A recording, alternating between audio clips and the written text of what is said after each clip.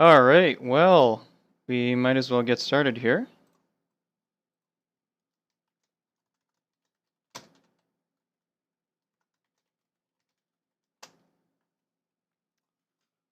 Okay,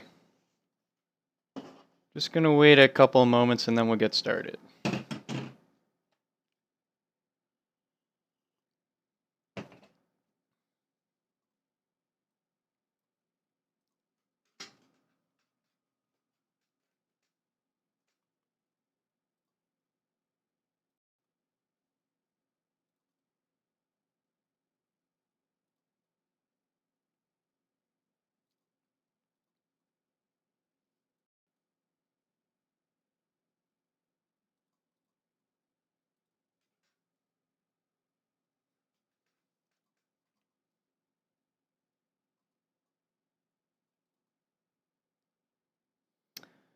All right, well, let's, as is my catch line, let's get this train wreck moving. Okay, so basically what's going to go on, the first thing I want to do is I'm just going to show you the GitHub project, and I'll just go over it really quickly. After that, I'll do a quick demo of the application itself, or at least I'll try. My emulator, Genymotion, has been being a real little shit lately, so I'll see if I can get it working, but if not, it's not the end of the world. And after that, we're going to start building the app, but first and foremost, I just wanted to take you guys through a couple things here. So if you head on over to Bracket Cove/Profiler, which is my GitHub for this project, I should have a link for it down in the description box. If not, I'll post it in a minute. But yeah, so this is basically details the my goals with this project and a bit about it. So I'm just going to go over it really quick. So you guys are here, so you've obviously found the stream. Part of this is also for people watching the stream afterwards, but so just really quickly, a little bit about me. I would consider myself to be an intermediate Java developer, or Android developer rather. So basically what I'm trying to say is if you know what you're talking about and you see me saying or doing something that's kind of stupid or wrong or could be done better, by all means let me know. I'm really happy to do shoutouts and make corrections and things like that. I do ask that I would really appreciate it if you would explain where I'm wrong clearly, because obviously that does a bit of the legwork for me. But at the end of the day, I'm used to doing legwork. Anyways, moving on. So just a quick overview of the topics that we'll be covering. The app currently uses Firebase Auth and Firebase Real-Time Database. Later on, I'll probably expand other sort of parts of the Firebase API, but for now, that's what it uses. It uses RxJava and, of course, Rx Android 2 as well. Now, it's actually really important that you note that this project uses RxJava 2 and Rx Android 2. And the reason for that is there's a lot of really good guides and material for RxJava 1 still out there. And if you read those guides, or if you what I'm trying to say is if you accidentally pull up a guide for the wrong version of RxJava or Android, whether you're watching my tutorial or a different one, you're probably going to be getting mixed messages. I personally found that RxJava 1 was very, very difficult to wrap my head around. I finally did get it working and then eventually switched to RxJava 2. And I'm not entirely sure because I understood the basic usage of RxJava 2 after I had already kind of gone through the ropes with 1, but number 2 seemed to be a lot easier. We're going to use Mockito to help with unit testing. So if you're not familiar with what unit testing is, I will be explaining all that. I'll explain all of these topics. The main thing is I'm going to be assuming that you're not an absolute Android beginner. So that's one thing. We're going to use Picasso for image loading, but that's a couple lines of code, so that's not a big deal. We're also going to be using Model View Presenter software architecture. And there's a couple reasons why I'm using that, which I'll go into, I believe, next. Let's see here.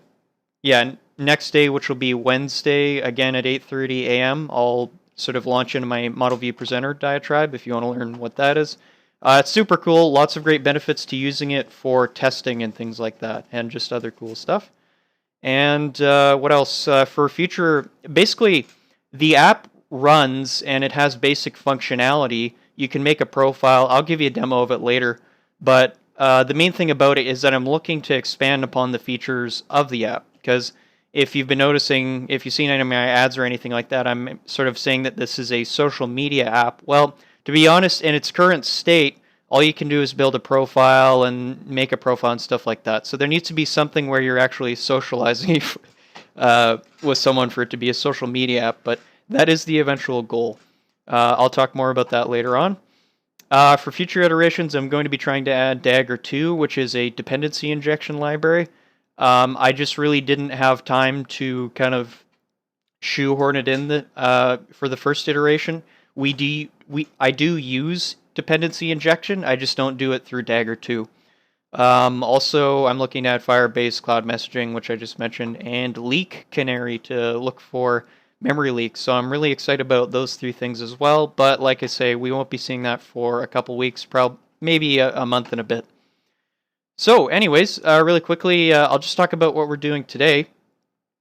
Today I'm basically going to show you what I do when I first set up a new project. So I don't have like a really hard and fast checklist that I go through, but there's a couple things that I will want to get initialized first, with the hopes of kind of making things a little bit easier later on. So what we're going to do is we'll build the basic apps structure and package structure, and I'll give you some cool tips about that. We'll do styles, themes, that kind of colors, that kind of stuff. And we'll also get started on the user interface for our first 3 components, and I will explain what those are later. Anyways, I won't go over all of these. I'll get to them when we get to day 2 and day 3 and all that stuff. Really, really, really super important that you listen right now. I would not have been able to build this project were it not for... Sorry, one sec. I would not... Indian internet. Sorry. I would not have been able to build this project were it not for all of these awesome people listed in the sources section. There's actually a couple links that I'm missing, so I will add those later on. First and foremost, I have to say thank you to everyone who's been involved in the Android Blueprints architecture project.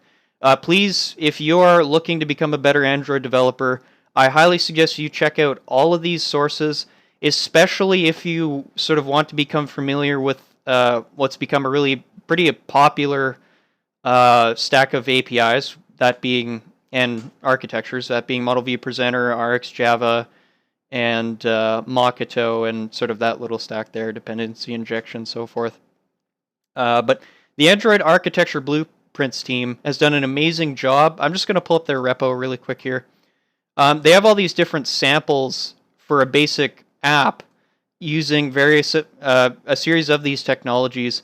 This, in particular, the To-Do MVP RxJava sample, although it's written in RxJava 1, so there's a bit of a crossover issue there. It was absolutely integral in me building this app, and what I'm trying to say is that a lot of the code will actually be based on, what I've found in this project here. There's a couple other awesome sort of things to look at here, and so first and foremost, Futurist is a company, I believe, from Finland. They've put together a GitHub repo which just basically details a whole bunch of best practices for Android and things like that, so that's a really good thing to check out. Jake Wharton does several talks actually on RxJava 2. This one in particular, I watched the first half of the video and it made a whole bunch of sense. The second half didn't make a lot of sense until I actually got into the weeds with RxJava and started playing around with it. But I would suggest watching the first half of that, where he kind of explains the idea behind reactive streams, because he explains it really well. And then the next part, again, like after you play around with a bit, don't feel bad if it confuses you. It's complicated stuff. This Model View Presenter by Michael Cameron was a really awesome, solid explanation of MVP. Testing Made Sweet with, I can't remember how to pronounce this guy's name because it's Belgian, but it's like Jeroen Mols. This basically told me what I needed to know about unit testing, because I didn't understand what the goal was before that or how to use Makoto. And lastly, honorable mention to Fragmented Podcast. I really can't think of a better resource to sort of expose myself to the thoughts and opinions of really awesome advanced senior Android developers such as Don and Kaushik. So I would highly suggest checking that as well. And I'm going to be talking more about this at the end of the stream, but there are a couple of options. If you like what I do and you'd like to see me continue to do it full time and stuff like that, there's a couple options where you could sort of support me through that. Mainly, I've set up a Patreon page, and there is a link just down in the GitHub repo to it, and there's probably a link in the description box as well. But if you do want to throw a couple bucks my way, check that out. As I say, more on that later. Also, lastly, I seem to have screwed up my copy and paste for this license, but all of the code in this project will have the proper open source license. You really can use it how you want. If you want to take my app and build the next Twitter or Bumble or something like that, because that's what it's going to end up looking like pretty much, then you are free to do that. I would ask you to give me shoutouts, but it's going to be an open license once I actually copy and paste the proper license. All right, so that's basically it. What we're going to do now, I'll just check the questions really quick. But, yep. So what I'll do now, I'm going to try and give you a demo of the application proper. Like I say, Genymotion is not really playing nice with my computer. And so I'm actually going to close down Android Studio when I do that. I think, part of it is my computer would have been pretty decent quality back in 2011.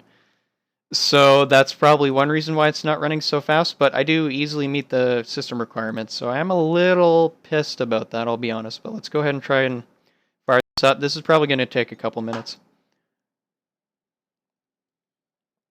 I also have to say, getting Genymotion to work with Google Play services was really frustrating. There's a lot of guides for how to do that, because basically, if you have an app which leverages Google Play services, so Firebase, then you need the device itself to have Google Play services set up.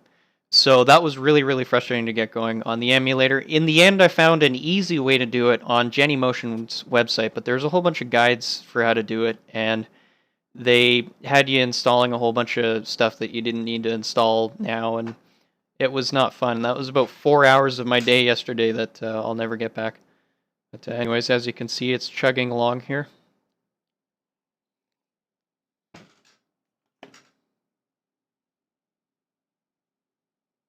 All right, so let's see if I can get it started. So this is just API 23 emulator, pretty basic. And I don't yet have a logo for the app, but this is it. I definitely need to do a higher res loading screen or a splash screen. The reason why I have this here is on slower devices or on first load or stuff like that. If I didn't set up a splash screen, that would have basically been a what do you call it? Just like a blank screen. Anyways, I'm actually just we're gonna do this from the start. So I'll just delete this user. As far as the user interface goes, believe me, I know it needs more work. Like, this is pretty weird here. I will be fixing that. It is sort of material design based, but like, I don't have a team. I don't have a user interface team. I do the UI, I do the backend, I do all the stuff. So the user interface is one place where I kind of just, it's good enough. Anyways, this is the login screen. So we're going to be building the user interface for this component, and I'll explain what a component is later. There's a reason why I'm saying component and not just activity. And let's go ahead and create a new account. All right, so register. And we'll just make a dummy account here. John Smith, that's a good generic working class name. Email at example.com. I won't use password, but let's do 1, 2, 3, 4, 5, 6 for the password there, and I'm going to create account. So originally what I had the app do, and I'm just kind of throwing this out there just because I think it's helpful to share my thought process, but originally how this worked is I would create account, and then it would send me to the login screen, and then it would send the user or send me to the profile page. So it turns out you can actually just jump straight to the profile page as long as the profile is verified to be created successfully. So as you can see, I've created a new profile here for John Smith, which is, and his email is, of course, email@example.com. We've got about me, we've got interests. I'm going to try and set a profile pic for John Smith. I do need to fix this little thing here. There's a reason why there's no action bars, and there is a reason for that. I'll talk about that later. But I'll just pull up this beautiful image. I don't know who this fucker is, but he sure looks silly. So we'll set that as the background. There we go. As you can see, like, there's issues. The photo's not centered and all that kind of stuff. Yeah, I know. So yeah, we've specified a profile picture. And then the other thing we can do with this app is if I go and hit the edit detail button down here, I can say some things about me. I'm an Android developer. Lol. And for interests, Android development. I can't spell development. That's pathetic. Android development. All right. It's very descriptive. I should send this as my portfolio. Anyway, sorry. So yeah, that's basically it. So what's going on here is I'm using Firebase Auth to create a user and sort of I use that for authentication. If I want to log the user out, I just hit this key icon here, and a snack bar pops up to log out.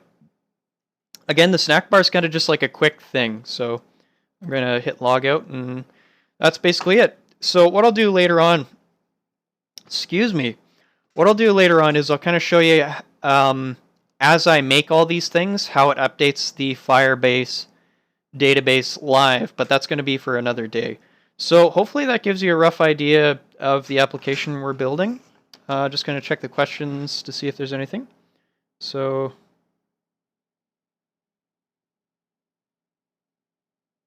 yeah, no questions yet. So let's go ahead and kill this emulator.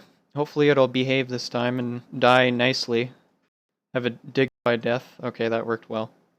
All right, and let's go ahead and open up Android Studio. So for this project, I'm going to be using Android Studio, not Eclipse.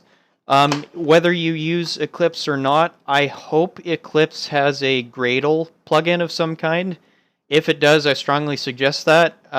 If you're using Eclipse and it doesn't have a Gradle plugin, I'm really sorry, but you're on your own. The difference, let's see here. Where's the new one? There we are. Not sure if I'm pulling up the new one. The difference between being able to import a library with a single import statement versus actually adding jars to projects and stuff like that, I would not recommend it.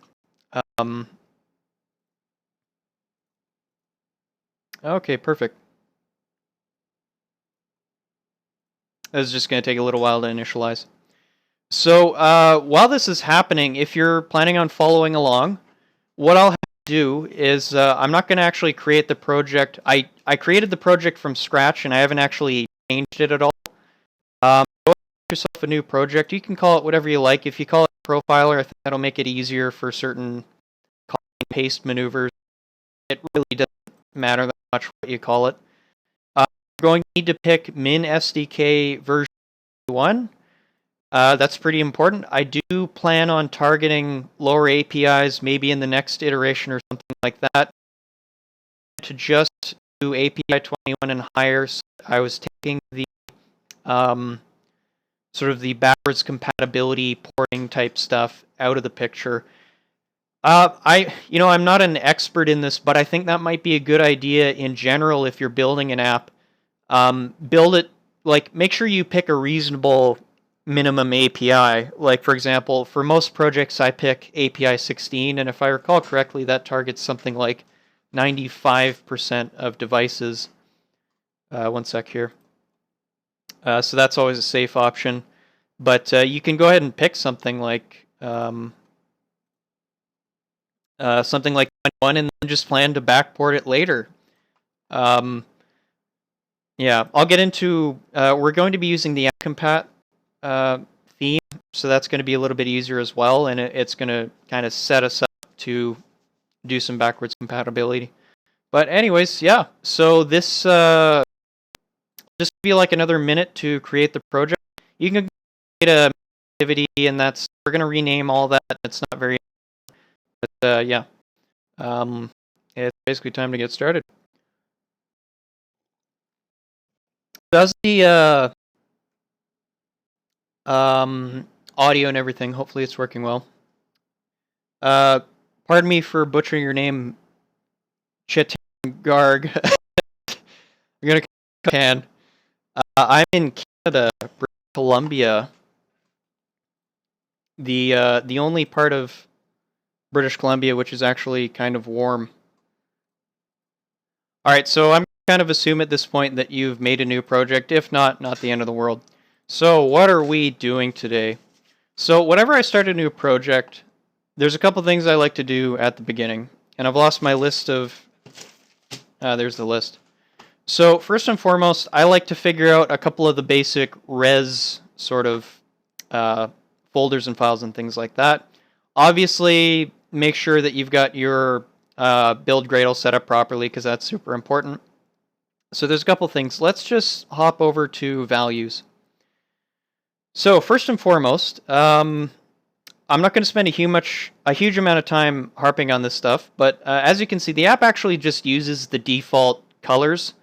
If you're using Android Studio, these should have been generated for you. I'm not sure if that's the case in Eclipse. We're only going to really add like 2 more colors to it, so I'll just go ahead and pull those up and we'll have a look. And the way that I'm kind of doing this is I have the finished project open on one side and the new project on the other side. So if you see me kind of jumping back and forth, that's what's going on there. Yeah, I know I'm not building the entire thing live, but believe me, you wouldn't want to watch that. So we're just going to copy a couple things over. First and foremost, let's go ahead and grab these. Sorry, I know I said I wasn't going to copy stuff over. I won't with the actual code, but this is just like colors. I'm not teaching you anything here. So for the colors, I've added a sort of a inverse background color. If I recall correctly, that's basically just a white with a blue tinge to it. And that'll have limited usage in the app. And we'll also add 2 more things, which are just basic colors. So I'm going to say color, name, and that's going to be, I'll just call it color white. I could probably just call it white, but whatever. And what I'm going to do is I'm going to say at Android, I think I can do this, color slash, what's it called, white? Maybe it's not going to let me do it. I was kind of hoping it would. Okay, you know what? Here's a better idea. 1, 2, 1, 2, 3, 4, 5, 6. All right, let's just make it white. I thought I was going to be able to use the Android resource and be smart, but no. Oops, 1, 2, 3, 4, 5, 6. And we're going to need a white and black, and that's pretty much it for colors. I don't think this thing's really going to change for the rest of the project.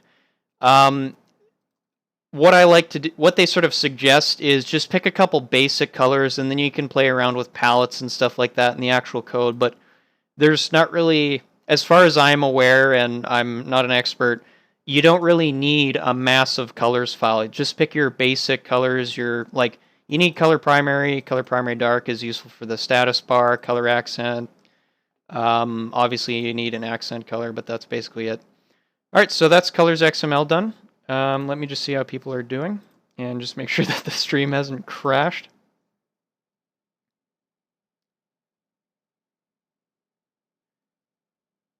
Okay, that's good. Apparently I'm getting some lag from Gradle. Yeah, it could also be just my shitty computer going. But let me clear out a couple things and we'll see if that helps. Anyways, moving on, let's go ahead and open up, actually what we're going to do. So I've got my basic styles XML file. what I'm going to do is I'm going to right click on values and I'm going to go to, oh, sorry, I'm going to do another thing. Let me increase the font size because this is really small. Sorry about that. I was planning to do that earlier, but luckily we haven't really gotten to much. Where the hell is font? General? Font, there we are. And let's go ahead and bump that up to like 22. I remember I had this guy make this comment about my font, my font. That is what the word is, like the size and the look of it. He described it as, "Oh, that font is atrocious," and like he used the word atrocious to describe my font. And like, fair enough, he had a point that my font did look kind of ugly, and I could actually change it. But it's just so funny, like there's such vitriol over a font. Anyways, so what we're gonna do is, so we've got our basic styles XML file. I'm going to make a version for API 24. So to do that, I just type the same name, styles, and then I go select version, hit this double arrow button, and then I just type in 24. There's like one setting for 24 which we need to account for, but that's basically it. So that's going to create an alternate resource when it loads. And yes, I want to add everything to GitHub. All right, so that's been created. We'll check that out in a moment. And the other thing I want to add is, let's go ahead and we're going to right click on there and we're going to make a second styles file. Now this is something I learned from that futurist, whatever the hell it's called, that GitHub repo that I was talking about. One of their best practices they suggested is that you don't actually need to just do, you don't need to do just one styles file. You can do as many as you need. So what I've started doing is I do a styles.xml, which I use for theming, and then I'll do a styles views folder. And you can probably guess what goes in there, styling for views, which there will be a lot of that. We're going to be trying to use our styles sort of kind of like CSS would be used in web development or something like that. Let's go ahead and make a second one, styles views dot, actually I don't need to type dot. And again, we'll do version 24. All right, so we've got those two files made. Let's, why do you have, what's this stuff? What's this? There we go. All right, so let's have a look at our basic styles file. Where are we at here? So, why did it disappear? There we go. So we've got our basic setup here. What I'm going to do is, again, this is like, what I'll, you know what? Let me type this stuff out. I realize you guys can't just copy and paste all this, so I'll type it out with you. So we've got the base application theme, which is called app theme. So we're going to change this around a little bit. This is the way I like to do this. It's not necessarily the best way, but I'm going to call this app theme dot base. Parent is going to be, let's just say, theme dot appcompat dot no action bar. Now you might have noticed we could use the material theme instead of appcompat. The reason why I'm using appcompat specifically is because I do want to be capable of backporting this thing, but we could actually, for example, since it's SDK version 21, we could use the material theme instead, and that wouldn't really be an issue. Anyways, let's see here.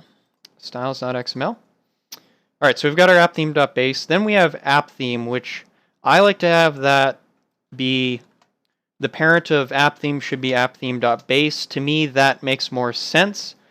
So this is the theme which actually should show up in our manifest. So I'm just going to open up the manifest really quickly and verify that, and that is true. Under the application tag, it says app theme under a theme. So that's how I want that set up. I'm just going to get rid of these silly tags here. And yeah, perfect. So let's get started adding some things. So we've got these three. These are set up properly. There's just a couple things we'll need to add. So what I'm going to do, let's just go ahead and copy and paste this a whole bunch of times. Let's see here. 1, 2, 3, 4, 5, 6, 7. 1, 2, 3, 4, 5, 6, 7. And first one here is going to be color. Oops, I don't want to change that. First one here is going to be color control normal. All right. So these little things, we'll kind of see what they do when we actually start building the UI. But basically what I'm setting up here is these things are going to help us sort of with the UI state. So for example, if something's focused, I want it to have a different color, that kind of stuff. Like if you recall correctly from the demo, for example, a selected edit text box, the underline for it will be our color accent and stuff like that. So it's just little things like that that are good to add in. So we're going to say add color / color white. And then we've got color control activated. And these don't actually need to be Android, do they? No, so those ones don't need to be. We've got color, let's just copy and paste this, color control highlight, or activated rather. I realize this might be a little boring for you guys. This is kind of the stuff that we have to do. I promise to show you how to build an entire application. And this is all the fun stuff that you get to do when you want to do that. So, color control activated, text color primary. All right. So, and we do need to use an Android namespace here. Text color primary. And let's just copy and paste that again. Text color primary. Text color int. And then we've got... I see you guys. I do see you guys are asking questions. Unfortunately, it's really hard.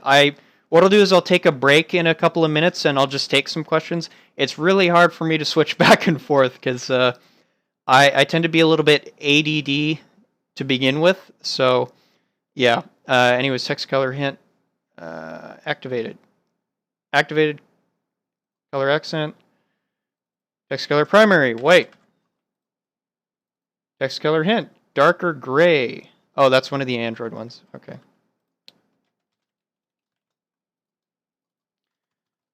All right, so what I'll do is, let's say, we're going to say Android color / darker gray. So this just refers to like a default kind of Android pre-built-in resource, which those are kind of handy to use sometimes if you're lazy. And then we're almost done here. We've got text color hint, and that's set up properly. I just need to make sure I do these properly because I don't want to have to come back and fix them later. Font family. This is a really important one. If you are not familiar with how to use Roboto fonts with this particular theme, what you're going to do is you're going to type this Android font family, and you're going to say sans serif, for example. You could also say sans serif medium. You could say sans serif light, I believe. Thin, just a whole bunch of different options. This will give you the Roboto font on devices that are capable of using it. So that's a really important little note there. So yeah. And then the last thing we're going to do here is, let's see. I'm going to add that stuff in later, actually, because that's animation stuff, and I don't really want to jump into that stuff. Yeah. Okay, so that's basically it for our styles for now. I'm just going to, if you guys have any questions, let me know. I'm just going to take a minute break to drink some tea and look at some questions here. And we'll also jump to Styles Views 24 next.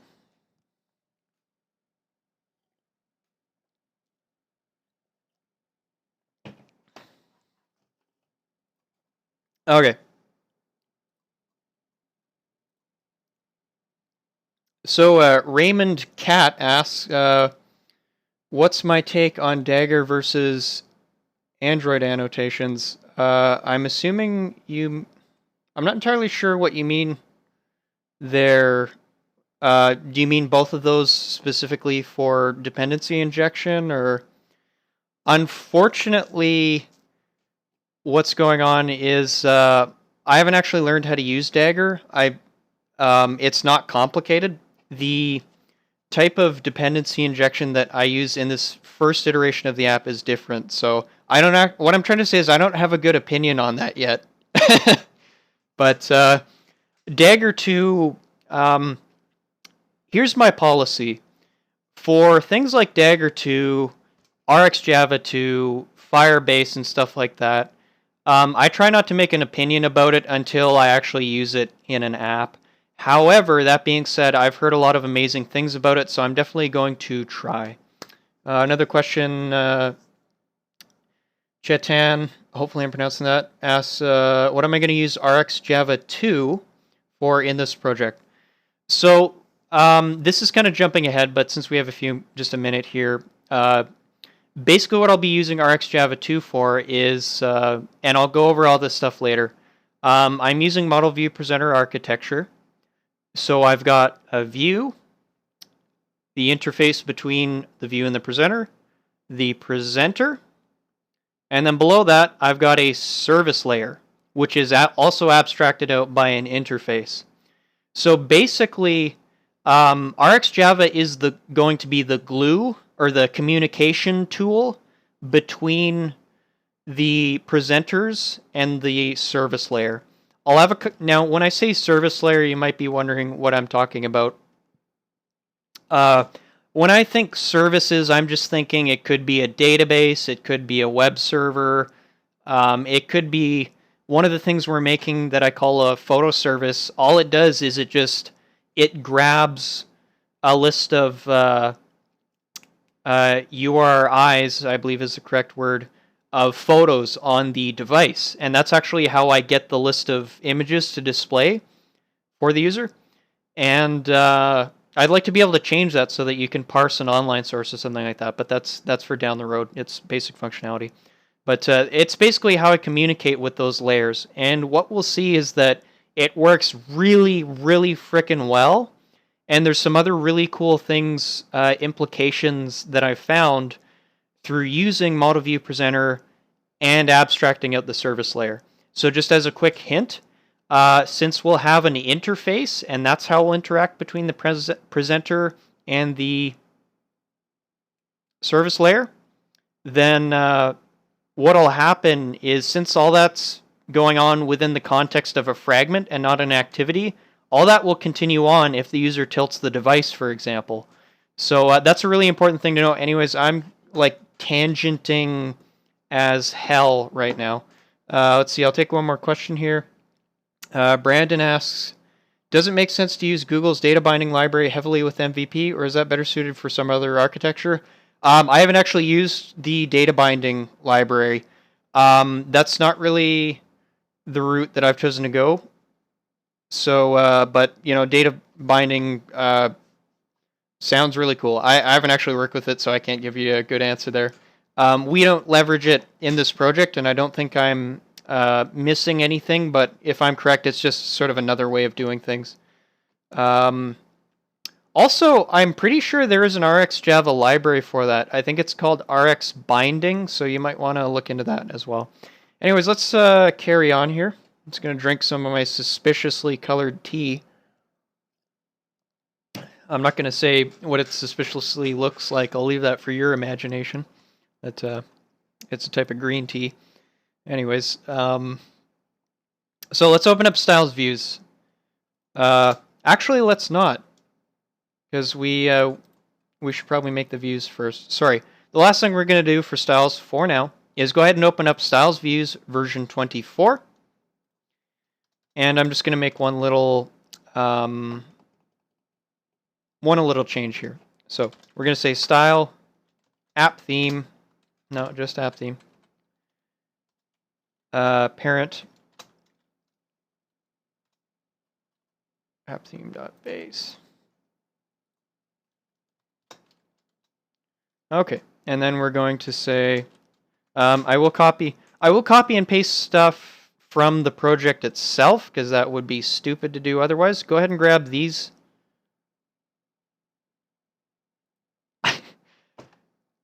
I don't actually need to do that. Never mind. We're just going to close that. For some reason in my pre-made project, I had these three in here with the same values, so we don't actually need to do that right now. I'm sorry about that. That's, and I was in the wrong file anyway, because I was in styles views. Oh, man.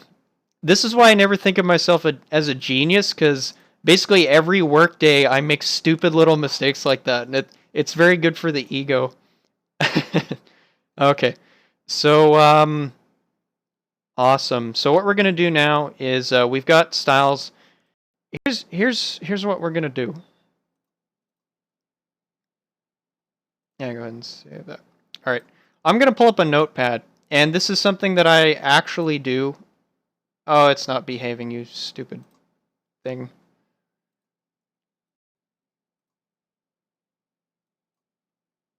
Ah, that's frustrating. Try that again.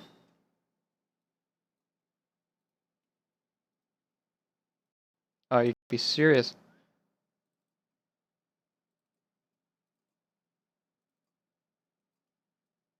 Ah, sorry. And again, like I just finished me doing something stupid. I just accidentally dragged the, yeah,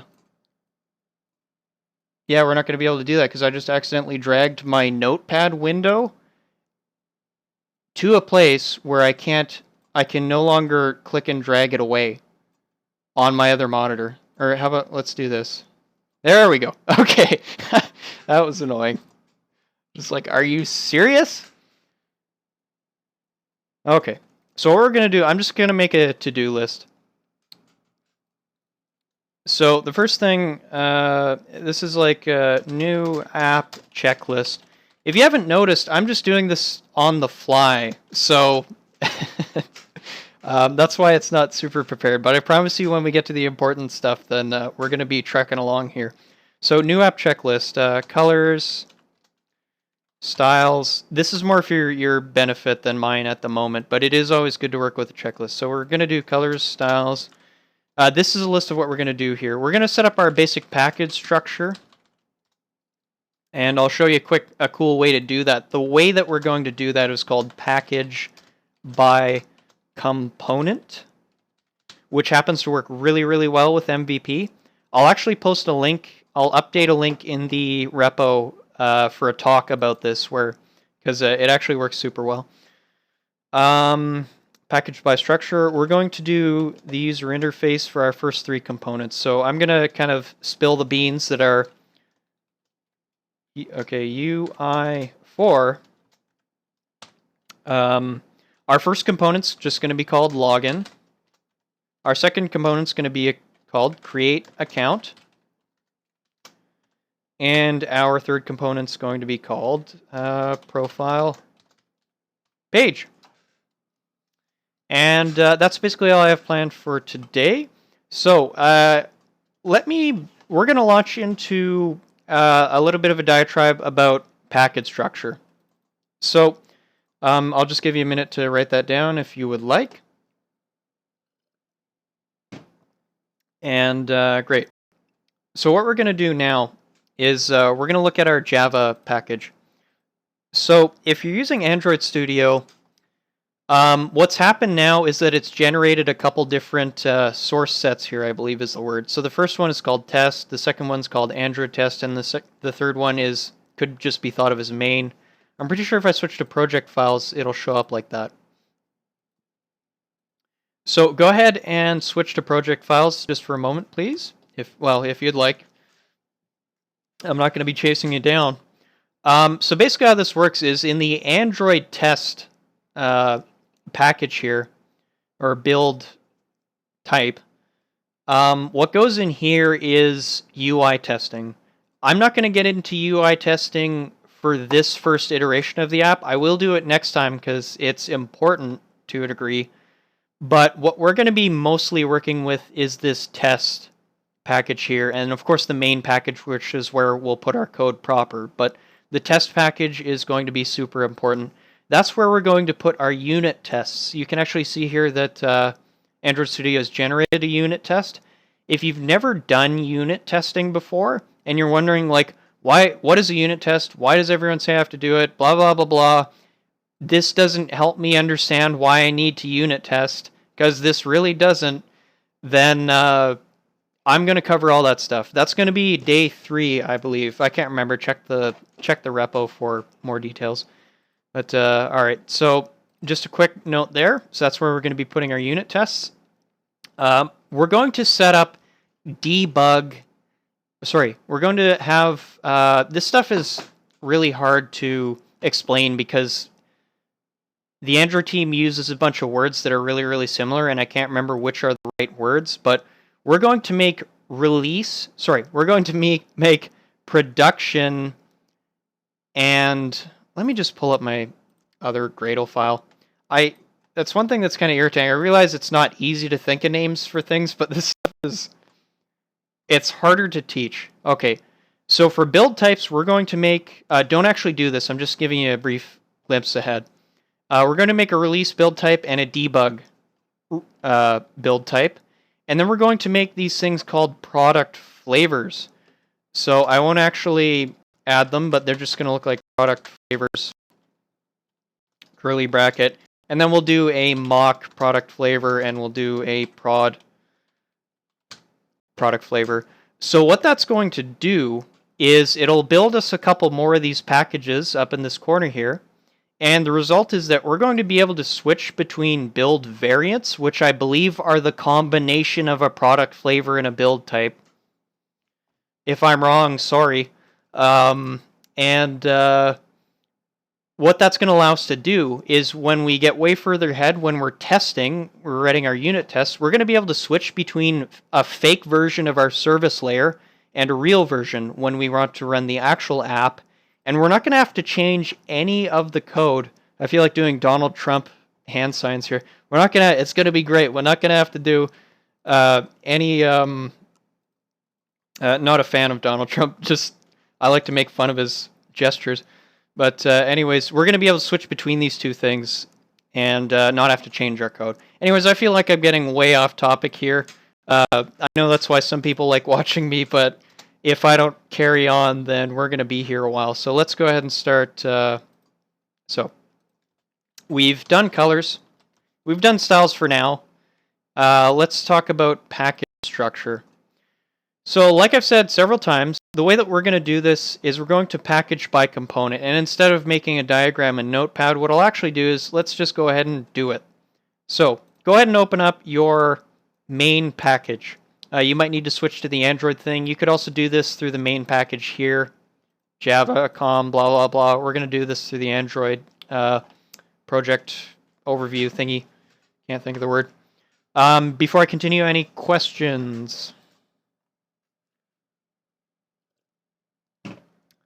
Oh, sorry, do I not have the GitHub link? I believe the GitHub link is down in the description box, unless I'm seriously mistaken. Or maybe you were talking about something else. I'm speaking to Anish. What else?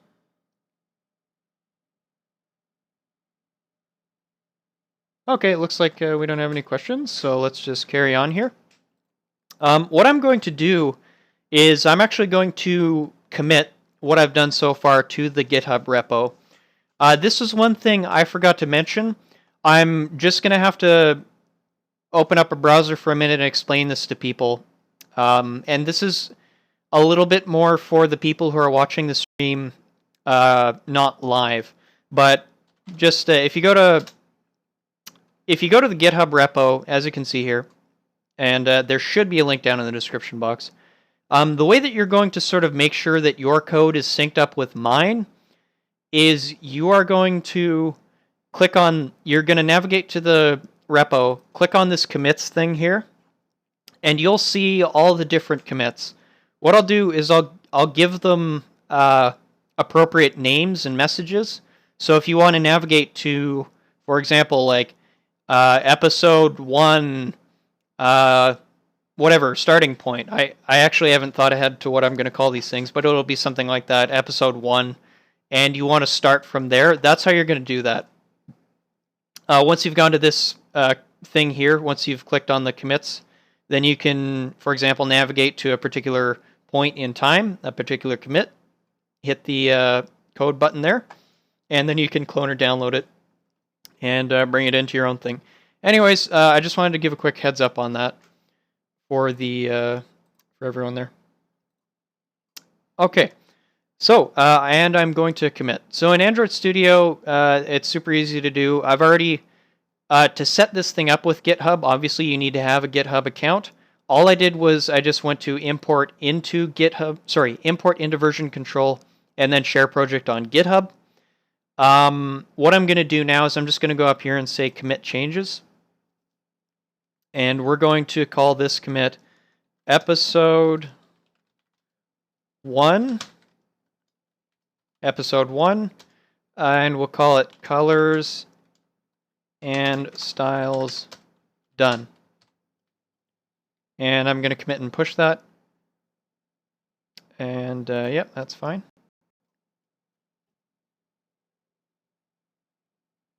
NHS is product flavors for smooth memory purpose.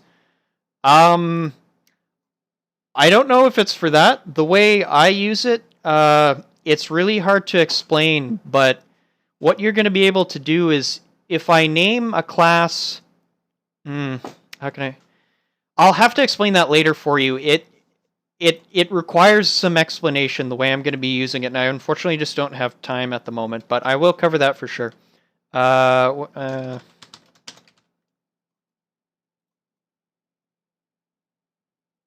I screwed up my password. Oops. Sorry about that. Let's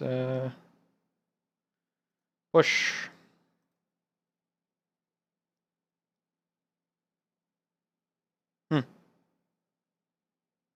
Okay, yeah, whatever, merge.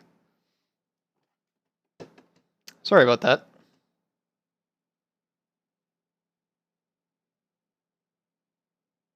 Okay, I'm not sure why it worked that time, but let me just verify that it's there.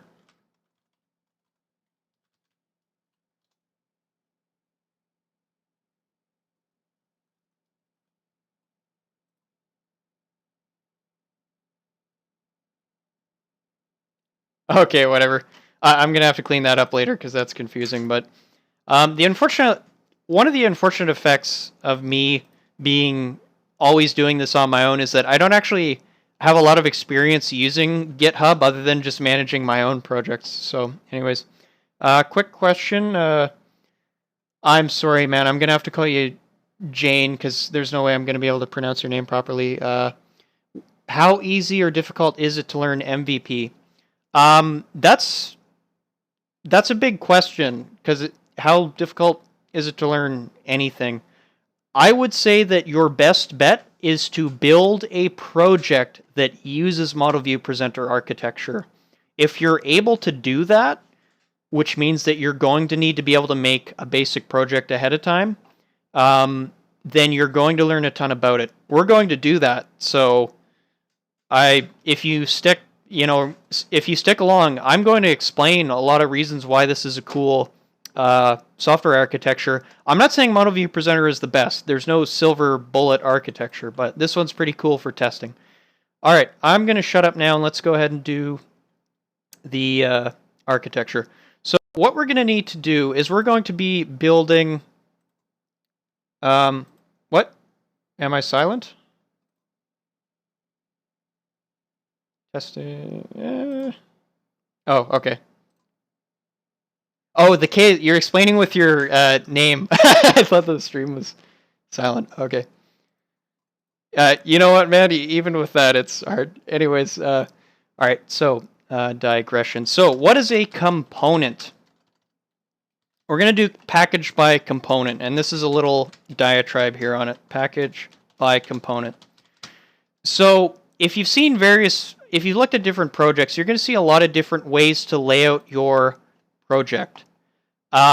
if you do model view presenter, you might do something like, we'll make a package. So model view presenter, you could do like UI, you could do one for like data, you could do one, you could do one. Don't actually make these changes that I'm making. I'm just doing this for example. You could do like, there's a lot of different ways to do software architecture, and that was one thing I always wondered, is there a good way to do it? I'm going to show you one way to do it, and this particular method, which is called package by component, in my opinion, is the best for model view presenter. And the reason why is, just to give you a glimpse into model view presenter, the way that it works is for every component, and I'll explain what that is, there's going to be a view, a presenter, and model to a degree. And what that sort of translates into is we're going to have an activity, we're going to have a fragment, and we're going to have a presenter. The model is actually going to be put in a different package, which I'll get to later. So I'm not going to launch into my MVP speech yet, but just briefly, the activity is really just responsible for initializing things. Initializing things. The fragment is our view. I'll extrapolate on that later, but basically this runs our UI, let's say that, and then the presenter controls the logic of the app and communicates between view and model. I know this isn't going to make a whole lot of sense. Like I say, I will get into that later. So activity. So what's going to happen is for every component, each component, and we'll start with login, is going to look like this. I'm going to make a package. Let me just do it, and then that'll be easier. I'm going to right-click on Profiler here, go to New, Package, and we're going to call this package lowercase login. Let's go ahead and do, we're going to do create account and profile page. Create account and profile page. I'm going to go ahead and delete this example thing, delete controller. Actually do make these changes here. And I'll delete UI, that's not useful. And I'll delete main activity. Actually, yeah, I'll delete. We're going to delete main activity, and I'll delete the layout as well. I want to start absolutely fresh here because I'm just going to have to change it anyway. All right, go ahead and clean this up a little bit. All right, cool. So we built our 3 component packages. That's what I'm going to call those. I'm not sure if that's the right word, but it is now. We built these component packages. You also want data because that's where we're going to put our service layer. So let's start with login. What are we going to need? We're going to need a Java class. Let's start with the activities. Go ahead, go to New, Activity. Make sure you do activity, not class, because when you do it through the activity, it generates the manifest entry and it generates the resource file, and you might as well have the wizard create that for you. And we're going to do empty activity. And this one's going to be called login activity. Activity login is fine. Oops, generate the layout file. That is going to be the launcher activity, so make sure you select that and make sure that backwards compatibility is activated. And go ahead and hit finish. That's going to take a little while. Like I say, I have a slow-ass computer. All right, so that's it's asking me for a Gradle sync. I'm going to actually do that once I add the rest of them. Let's go ahead and go do the same thing for create account activity. Go to activity, empty activity, create account activity. How many times can I say activity in 10 seconds? So this is not the launcher activity, so just make sure that that's not selected and you're good. Then we've got the profile page. So what we're doing here is we are building the basic structure of our application. If you're a noob, then that might be new to you, which is fine if you're a noob. I kind of still am, to be honest. Profile page activity. So that's where we're going to call that one. Yep, finish. All right, so that's the first part of our MVP component. Let's, I'm just going to fix my notes here a little bit. Component. I have to ask, is anyone actually like taking notes? Is that something that anyone does? Because if you are taking notes, I can put more time into this notepad thing here. If you're not taking notes, then I'll probably just keep using it as like a rough thinking pad, but yeah. Okay. So for each component, for example, login, we're going to need to create an activity. So that's what we just did. We're going to need to create a fragment. We'll do that in a minute. A presenter. The model is going to exist in its own thing, so we won't create that. But we're also going to need to create a contract. We're just going to call that a contract. We're just going to say login contract, for example. And we'll explain what a contract is. It's an interface. It's not a Java class. Let's do the fragments first, and then we'll kind of, as my dad would say, we'll burn that bridge when we get to it. Fragment, and we'll just make a, I actually don't want any of this crap, so create the XML layout, but don't include any of the factory methods or the callbacks. It just will end up getting deleted. We're gonna call this fragment create account fragment. Now, once I start to flesh these classes out, you're gonna see how this package by component kind of works and why it works well with model view presenter. So we'll get to that. Yep. Okay. Cool. Let me just. I'm gonna add all these classes. Apologize, my computer is slowing down a little bit. So, anyways.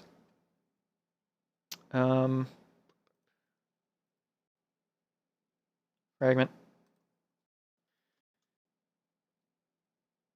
Oh, it's doing something in the background.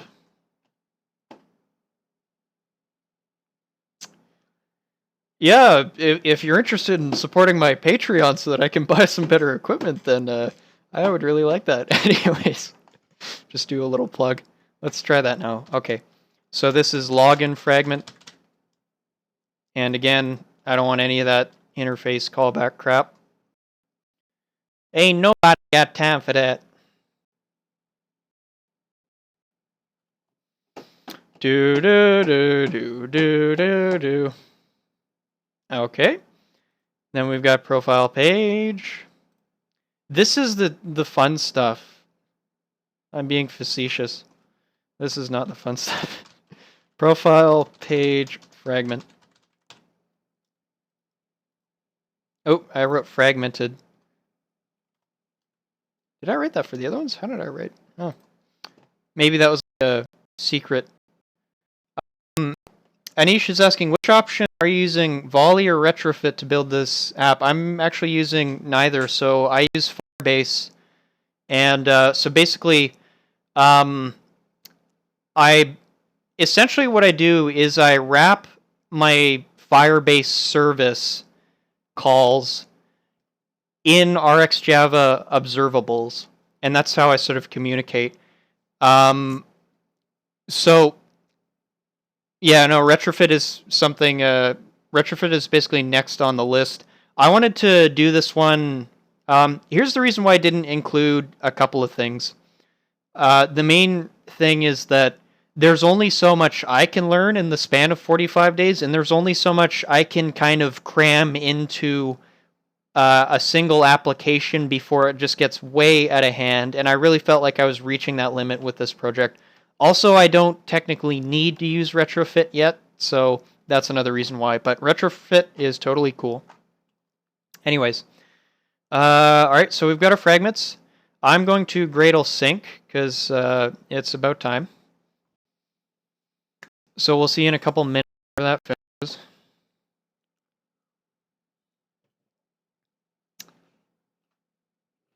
You know what's interesting? Chetan is talking about async task.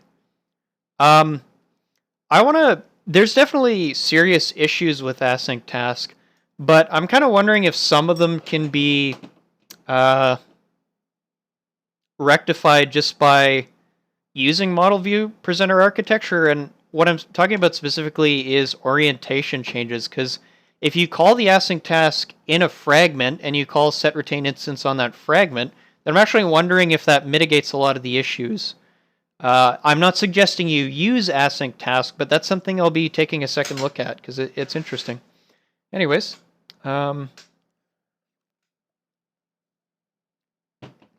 so we've got that stuff done. Let's go ahead and create our contract classes. Actually, sorry, we'll create our presenters. So, can you guess what this is going to be called? Create account presenter. You guessed it. And that's just fine as a basic Java class. New Java class login presenter.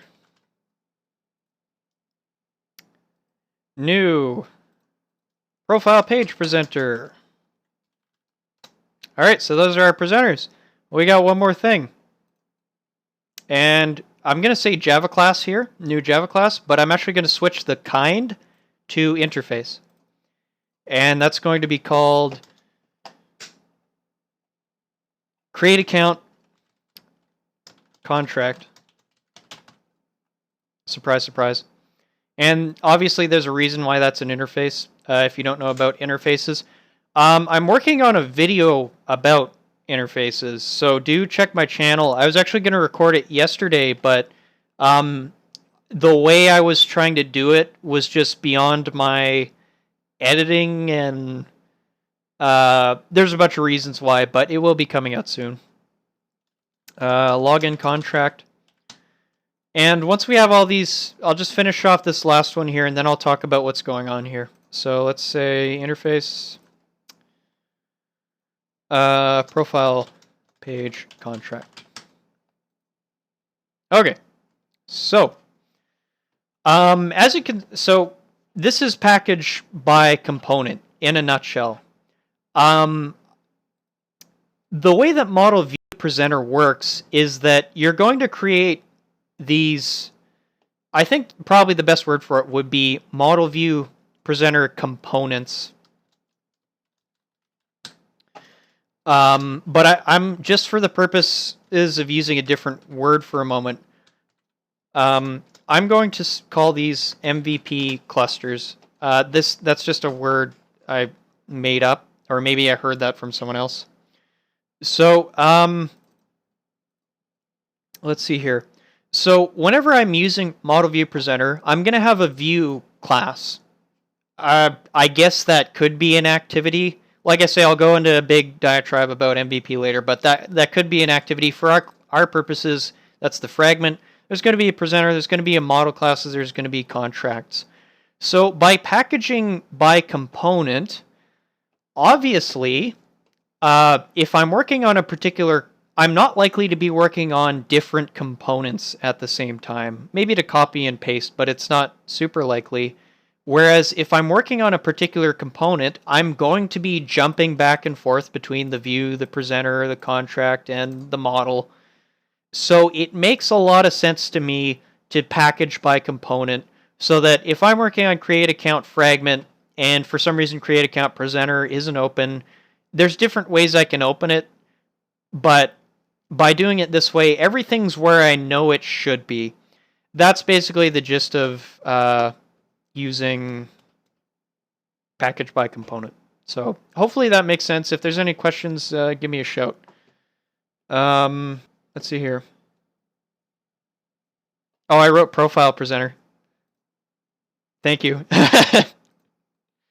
Like I say, I do dumb shit like that all the time. So someone pointed out I wrote profile presenter instead of profile page presenter.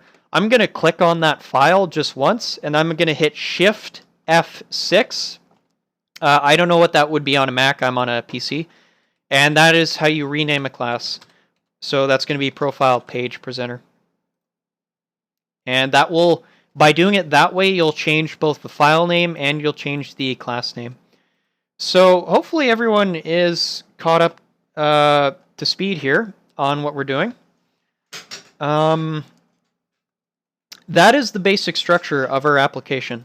Hopefully it's generated the appropriate layout files, and I see that is the case. So that's working well. Let's work with one more thing, and this is kind of jumping ahead a bit because, excuse me, this is kind of jumping ahead a bit because we won't actually use these classes, but inside of data, let me just pull up my notes here.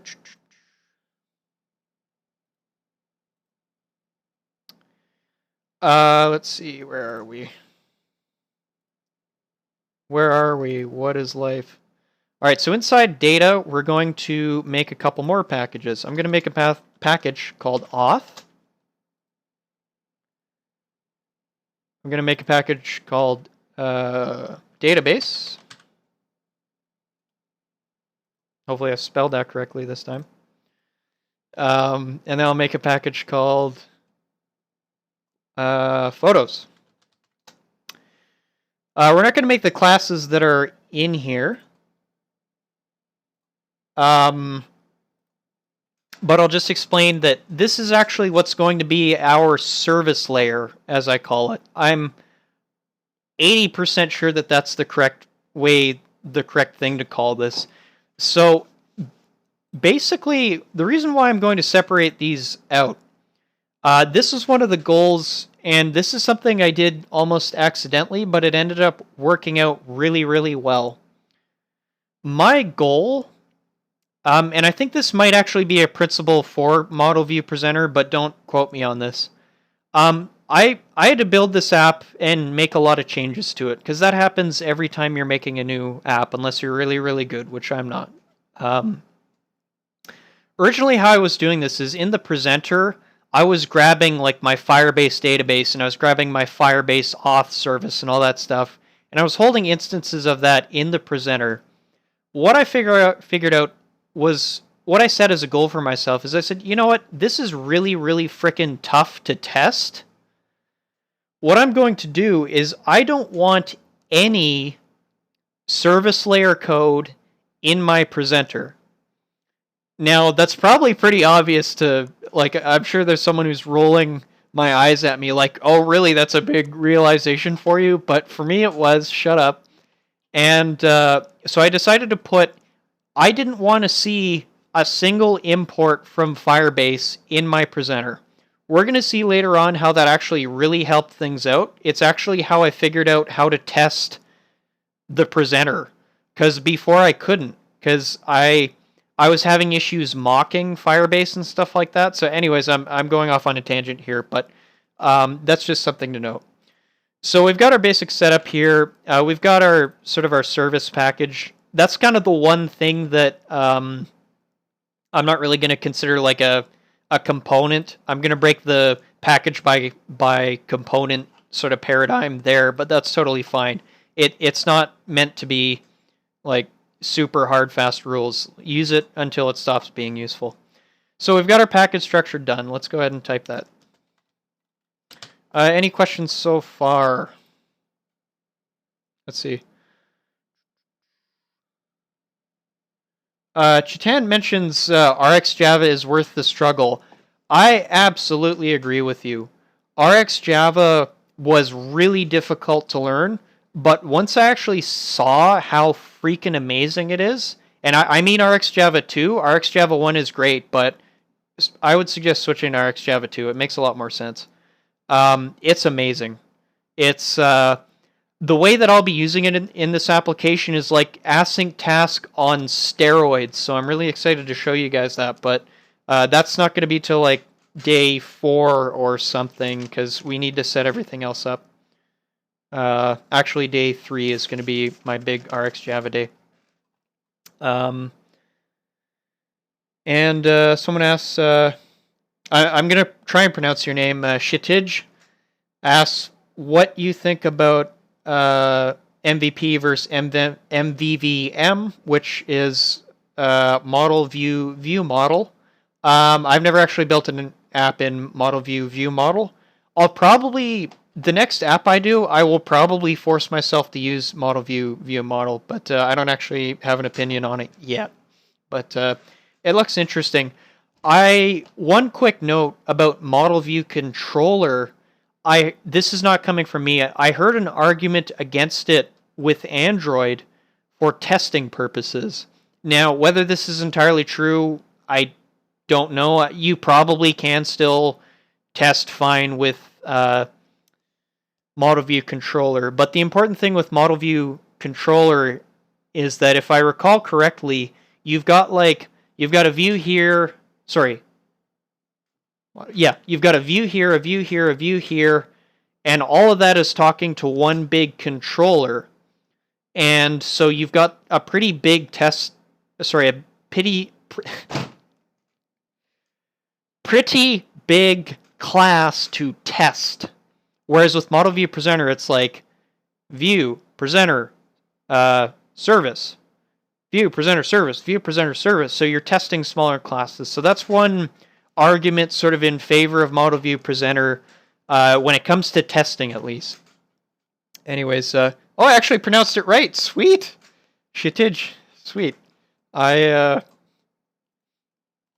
We do have somewhat of, I'm not actually sure if you're Indian, so sorry if I get that wrong, but we do have sort of a fair Indian population in British Columbia, so I do get a bit of practice with Indian names. Anyways, so package by component. Let's get into UI stuff, and so basically all I'm going to do is we're going to try and finish off the user interface for these three components, and then I'll probably call it a day there, but we'll kind of see. I'll give a bunch of time to do Q&A at the end for as much as that's worth. Like I say, if I don't know about something, I'm not really going to give a clear opinion on it, but hopefully if you have more basic questions, I can certainly answer those. Anyways, so what we're going to do here, before I do that, and then we'll get started with UI, one last thing to mention. And this, I think this is a really important thing to mention. So let's go into full webcam throw money at me mode. There we go. And I'll try and remember to actually switch back to the code this time because I didn't before. But here's a really important thing. There's limitations to how much of an organic process of building an app I can share with you. In reality, the actual process, I would not be building these things like user interface, presenter, just building things in a super rigid way. In reality, the process is much more random. I might change something in the user interface, and then that means I got to change a whole bunch of things in the presenter. In the service layer, there's changes going on all the time. It's not like a rigid process like this where all of a sudden I just build the entire user interface, just pull that out of my ass or something like that. What I've done for the user interface is, for starters, I've built iterations of it. I've improved it over the span of a couple weeks. It still looks okay. Like, I'm not trying to say I'm a UI expert, but I've gotten it to where it's at a decent level after lots of rebuilding things. The reason why I mention that is I feel like a lot of tutorials and a lot of things of this nature don't take time to sort of say, when I'm actually doing this, it's going to be a lot less, a lot sloppier. And you can see how sloppy it is now. Just a quick note, and this is just a little tip from me, and this applies to you if you're if you are a doing your own thing kind of developer like me for at least at this stage in your life. Can I find the paper that I was going to show? Gosh darn it. There we are. This is a crappy example.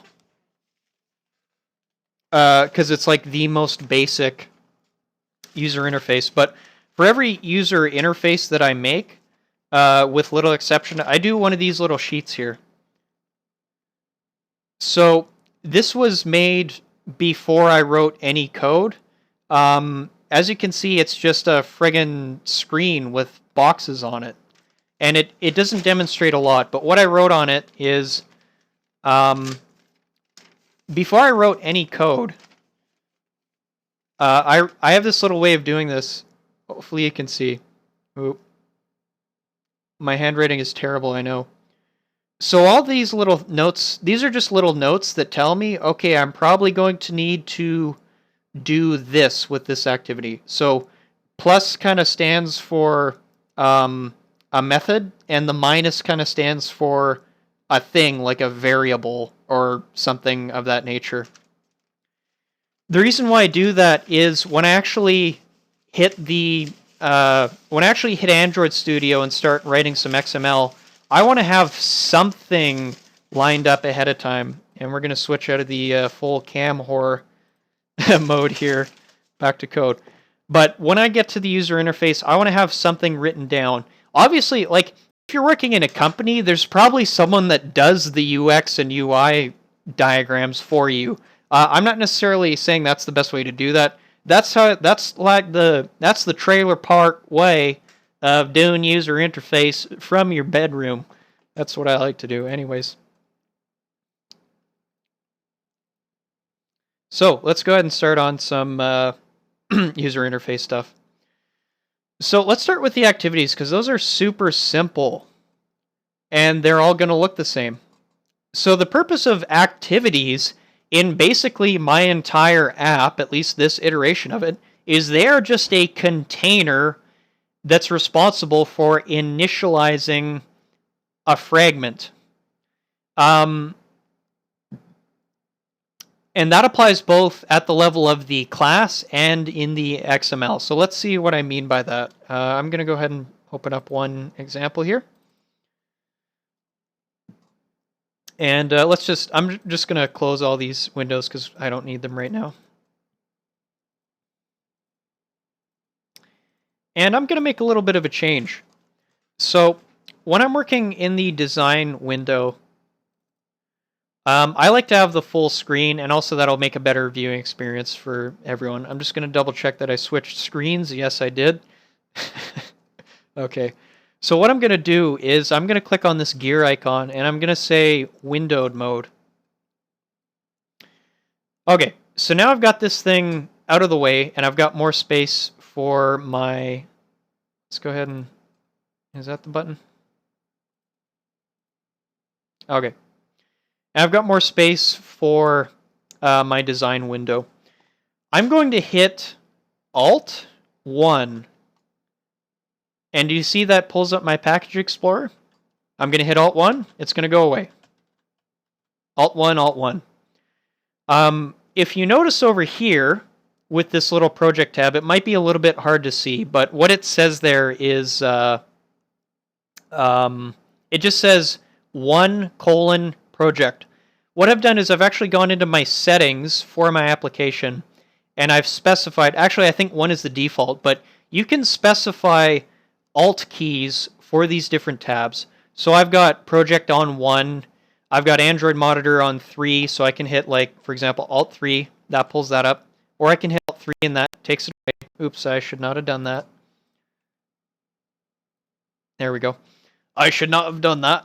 Okay, anyways, yeah, so that's one thing. Another thing, instead of, like, let's say if I'm working here and I want to pull up a file, a slow way to pull up a file, whatever file it is, would be to hit, like, for example, Alt 1, navigate to whatever package, and then double click on it. So that's one way of opening a file. And, you know, using the Alt thing is a little quicker, but if I didn't do that, I'd have to come over here, click on that, blah, blah, blah, you get the picture. Also what I can do, and I apologize, I think instead of just Control, you use the Command key on a Mac, but I don't actually, whatever, I can't remember. I'm going to hit Control N, and that's going to bring up this dialog that says Enter Class Name. So if I want if I want to open a class, for example, let's say I'm working on create account activity. I want to open create account activity. I hit let's do that one more time. Control N pulls up this dialog. Then I just say start typing it, and then it's right there. Hit enter. Boom. Class is open. I would suggest getting in the habit of using shortcuts like that, because if you're working on a big application, you want to be moving around quickly. One last thing I'll show. Let's go ahead and close activity create account. So if I were to hit Control N now, as you can see, since the XML layout isn't a class file, it's not showing up here. So instead of what I'm going to hit is Control Shift N, and that's going to open any file. So for example, I can just open up that, and then boom, it's open. So I just wanted to give you a quick tip there. That's kind of a handy way of navigating, or two handy ways of navigating your IDE. Anyways, let's get started on this stuff. So the first thing we're working on is our activity. As I say, the activities are basically just containers for the fragments. So I will keep this relative layout. I'm going to get rid of that padding. I don't want that. Match parent, good. And so this is, I'll talk about my naming conventions. And what I'll also do, let me increase the font size a little more here, because it, can you guys read the text? Like the code? Because I realize some of you guys might be running the stream on lower settings due to internet issues. So can you tell me, is this totally legible? Because if it's not legible, then there's not a lot of point in doing it. Homeless Shobo asks, at what point will you get into testing? That will be... that's going to be on day 3. And the reason why it's not till day 3 is I actually need to... we need to build the presenter... Sorry, we need to sort of create a fake data source and set up some build variants and things like that before we can actually get to testing. But that should be day 3. And it looks like everyone can see the text fine, so I will carry on. That's good to hear. I probably should have asked that at the start, but okay. Anyway, so we've got relative layout, and the only thing we're going to put in here is just a frame layout. Yeah.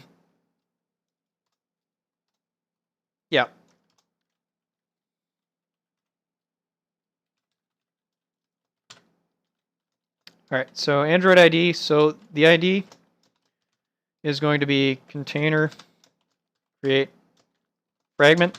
I'm going to launch into a diatribe about, I think that's the word, about naming conventions, nomenclature in a bit. I do suggest, if you don't name them the same things as me, just make sure you have a naming convention that you're following. And that's all I need to do here. This is what every activity is going to look like, except for... Actually, no, that's what every activity is going to look like. So what we're going to do, after telling you guys not to click for things, I'm opening that. I'm going to open up the other two activity layouts, and we'll finish those off. So that's going to be login activity. Oops, Control Shift N. Oops, that's actually activity login. There we go. And I'll also open up activity profile page. I'm going to go back to activity create account, and I'm just going to copy and paste this whole thing right in. We're going to call this one, this is obviously activity login, so I want to fix that. Container login fragment. We'll go to profile page. Same thing. This is where we're going to move kind of fast because this stuff takes a long time otherwise, so just bear with me there. Activity profile page and container profile page. Perfect. All right, so okay, so we've got those figured out. Those are all looking good. that's all we need to do. We can scratch off activities for our first 3 components. That's done. Next thing we're going to do, let's go Control Shift again. We're going to say fragment. Let's do fragment login first. I'll work with that. And I'll open it up on the other side here, fragment login. All right, so what I'm going to do, I've got to take a quick bathroom break here. So if you have any questions, what I'll do first, I'll commit what I have so far and push it. Episode 1, package, structure, and activity layouts done. I'm going to commit that and then just take a quick bathroom break here. But in the meantime, yes, commit.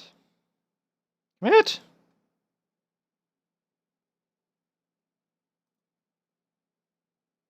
Cool. In the meantime, if you have any questions, now would be a good time to ask, and I'll just be back in like 2 minutes. So.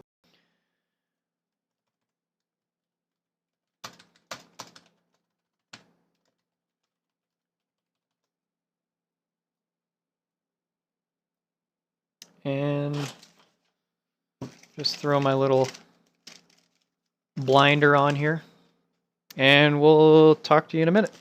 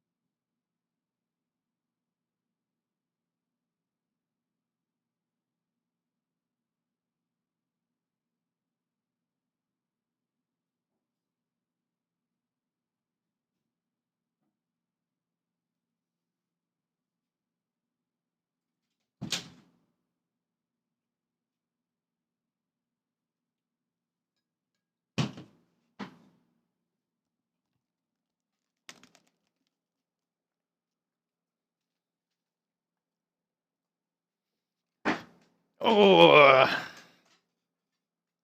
All right, and we're back. So, let's see here.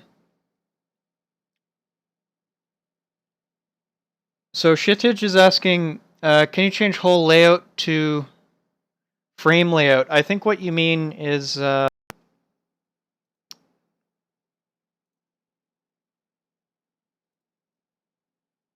I go to Control Shift N here, can I just do the whole thing as a frame layout? You might very well be right there. I'm going to have to look into that. I've been doing this method out of habit because I think I saw that that's the way that other projects I've seen do it. However, that's not a good enough reason to do it just because other people. I'll actually make a note about that to look into that because that is a good question. We don't want to. I mean, it is a frame layout that's just match parent and match parent, so it's probably not going to have any effect on performance, but it could if your layouts get super nested. So I'm actually just going to write that down. Does act need 2 layouts? Okay.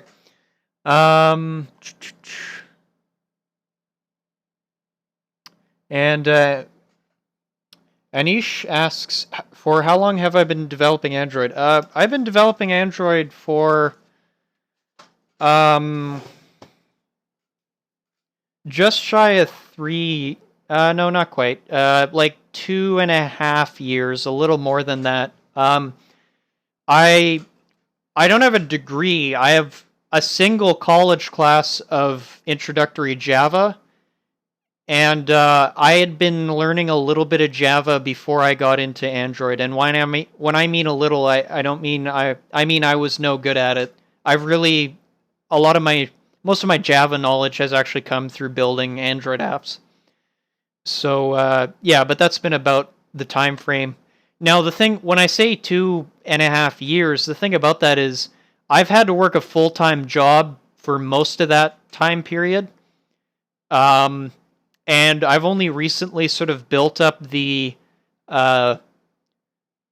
tolerance to actually sit down and code for like 8 hours a day. It took me a long time to sort of get used to that. So when I say 2.5 years, I don't mean you know, I was nose to the grindstone for that long. Definitely, there were couple month-long breaks where I probably didn't do anything at all. So yeah, hopefully that answers the question.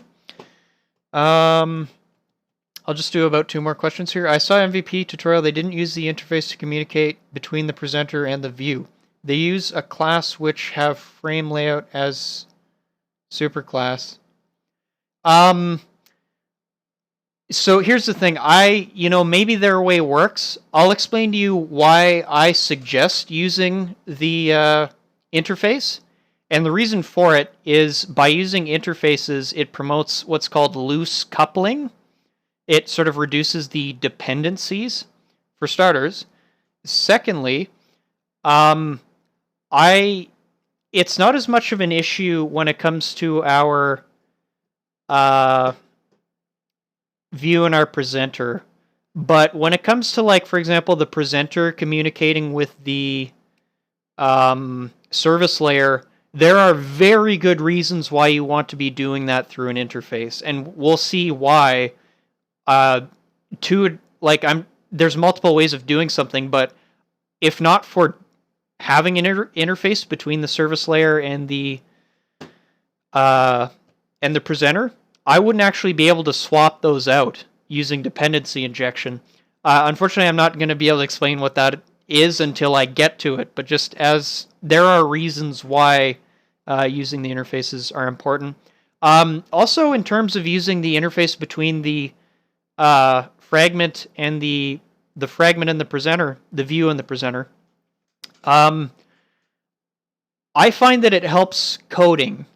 Because let's say, for example, I'm going to want the presenter to do X, and I'm going to want the X number of methods, and I'm going to want the view to do X number of methods. I write the methods out in the contract class. I have my presenter and my view implement that contract, and then all I do is hit Alt-Enter, and then all of the method stubs are generated for me. If I need to change something, I change it in the contract, and then that effect gets propagated appropriately to things in the presenter and the view. So do you have to do that? Absolutely not. Do I think it helps a lot? And I think, as we'll see, when we start building stuff quickly, I think it's going to help a lot. Anyways, yeah. Let's do one more question, then I got to get rolling.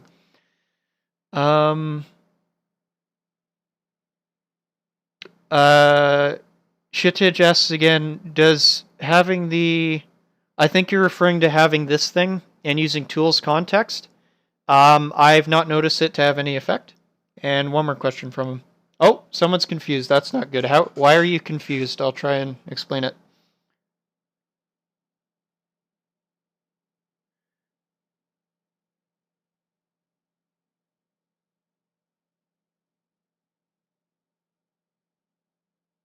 Sometimes. Oh, I see. I see what you're referring to. Tools context.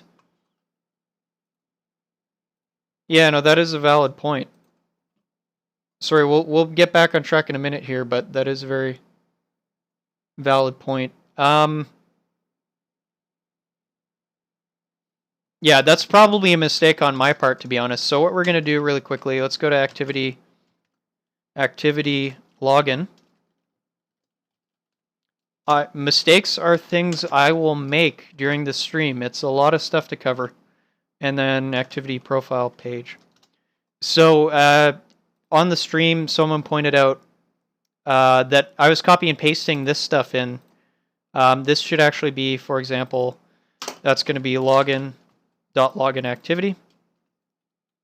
Do we actually use this thing? I'm not. Tools. The way that tools work is tools are like design time sort of design time tools which help you during the design process. So these get stripped out when you run the actual app. So would this break our app? No, I'm quite confident it wouldn't. Is it wrong? Absolutely. It might interfere, for example, with our preview, so I will go ahead and fix that. So thank you for pointing that out, Shittage. That's very valid. I'm glad someone's paying attention. And so Madi says he's confused. If you want to ask a question or if I can clarify something, maybe write it down and we'll cover it at the end of the episode. I'm going to do like a long Q&A, but I kind of got to get moving here. All right. So if you're just joining us, I see there is a few people. If you want to follow along, what you can do is down in the description box, there will be a link to my GitHub repository for this project. I just updated it moments ago, so if you want to follow along, go jump over there, copy the code, and you can get started, or just follow along, whatever works for you. Let's get started with these fragments. Okay, so we're going to do fragment login. And we'll see if we can set this up. So, fragment, let's see here.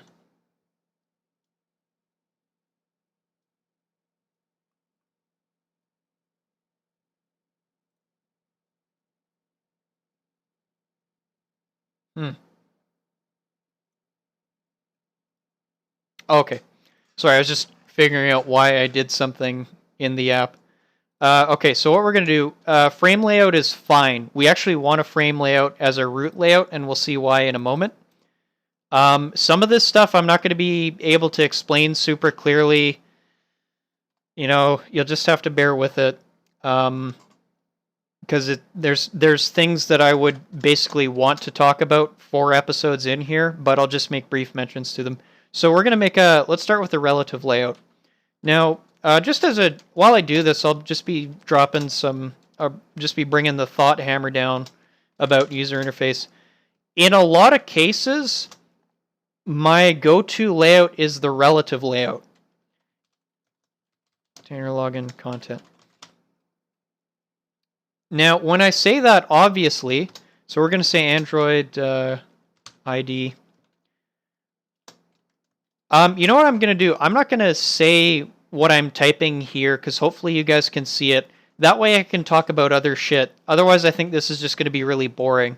So if there's anything you want me to clarify, let me know in the comments, or there's anything you can't read, just let me know and we'll do it that way. Anyways, as I was trying to say, that's going to be activity root login fragment. I actually forgot what I was going to say. Right, so relative layout. So one of the keys with making good Android layouts is you want to use the... there's one thing you absolutely want to avoid, and that is having a deep, nested hierarchy of views and view groups. Now, and in particular, you want to be very careful with the way you use layout weight with linear layouts. So that's going to be color primary. What am I doing here? / color primary. And the reason for that is, for example, if I were to do like linear, let's do a linear layout. Yeah, whatever. And then I'm just going to like nest this shit. So if I were to do something really stupid like that, and then I'm not actually going to set the weights, but let's say I set layout weight on a bunch of things. Due to the way that layout weight is calculated, each sort of nested layer, each nested part of this hierarchy has to get measured twice. So what ends up happening is it actually becomes exponentially an exponential equation. Now, if your view hierarchy is 1, 2, 3, or 4 deep, that's not necessarily going to have a noticeable effect on anything. I actually looked into when you start to see the noticeable effect, and you have to have a pretty deep view hierarchy with a lot of views before it starts to affect things. But just as a general rule, don't do this. Don't ever, ever, ever nest a whole bunch of linear layouts together. I just thought I'd throw that in there. It's a little bit peripheral, but yeah. So we're going to make a relative layout. Also under that, sorry, not under that geographically, but just below, we're going to make a progress bar. I'm not going to talk too much about the progress bar because, again, that's sort of, we're going to be writing the actual code to start this stuff pretty far into this series, but we can get it done now. So just, again, really quick, this is the way I like to do my naming convention. You don't have to do it my way. If you don't have one, I would suggest you adopt one, and I'll keep this quick. Whenever I'm talking about a container or a root, I either say root or cont, C-O-N-T.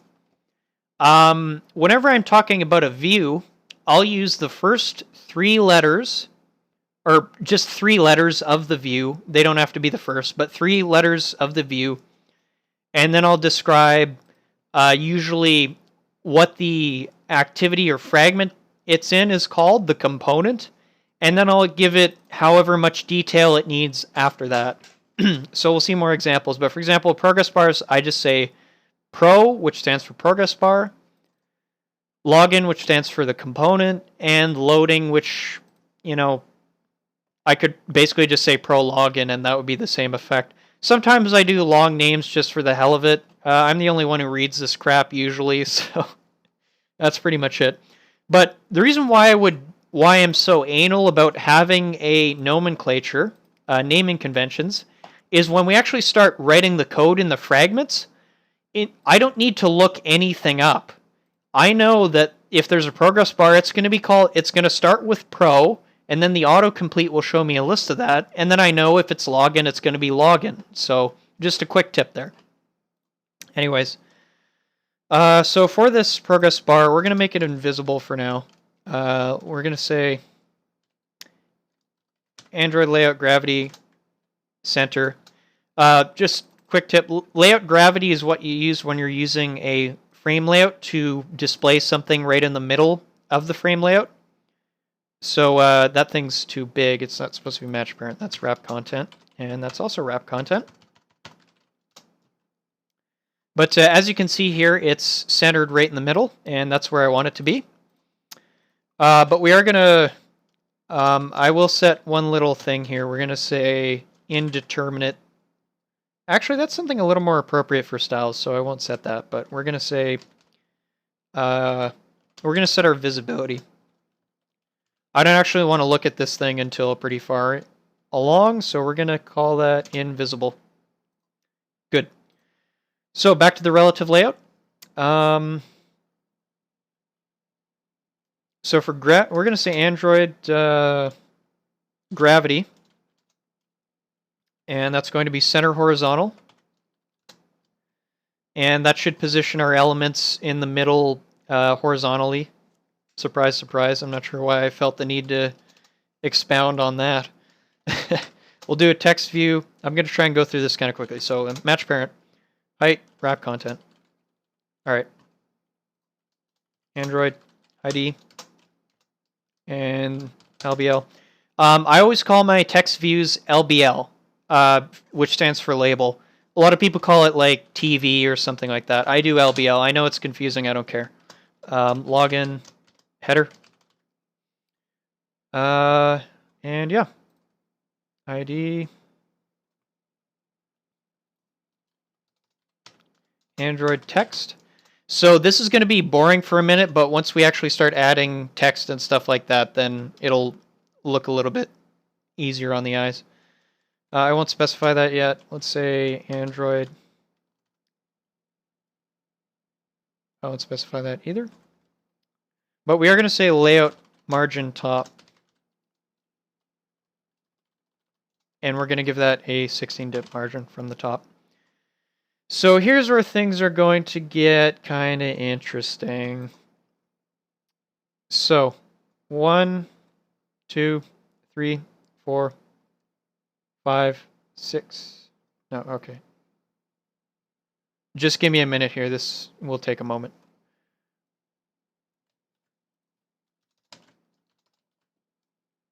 It's going to be a, nope, that's going to be an edit text. It's going to be a text view. It's going to be button and a button. So I'm kind of just getting these view stubs down here so that I know what I'm working with. So unfortunately I don't have a sketch handy so I can show you where I kind of figured this stuff out from. What I'll do in the future is I'll make sure I have some screenshots of the user interface for future reference so that you can see what I'm building towards. I realize you guys are probably just staring at code right now and that might be a little more boring, but we're going to have to just get through this. LBL login, what do we got here? So at the very top, I want a big text.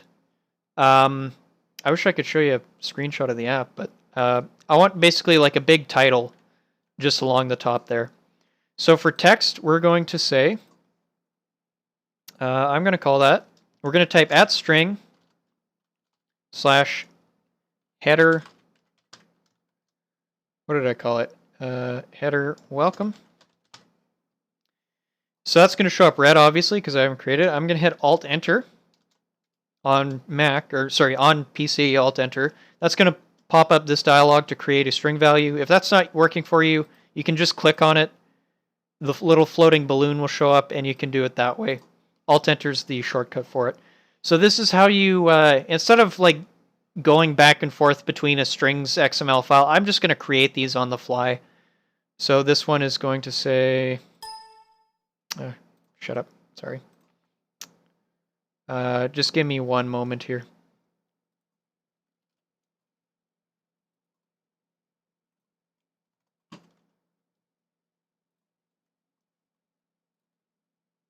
There we go. Okay. So this one's going to say just welcome to Profiler. Next one. Let's go ahead and split that. Oh, I can tell my voice is starting to get a little raw. Okay.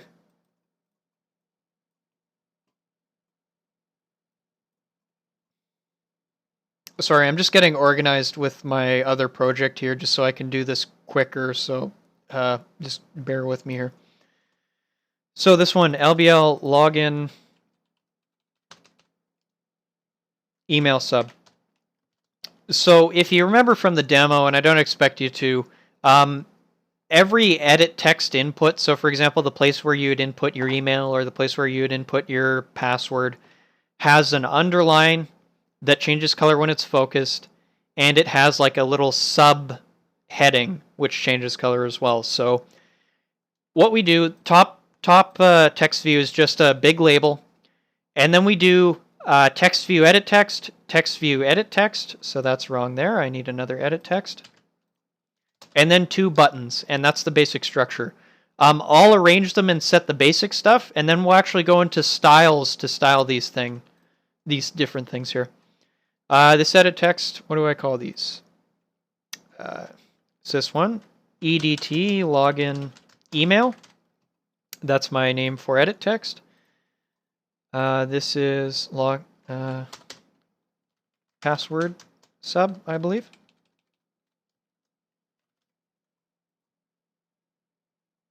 Yep, password sub. And then don't need that there. Let me just fix the names and then we'll go through and do the text. I think that's a better idea. And then this will all make sense eventually. All right, so that's going to be EDT login password.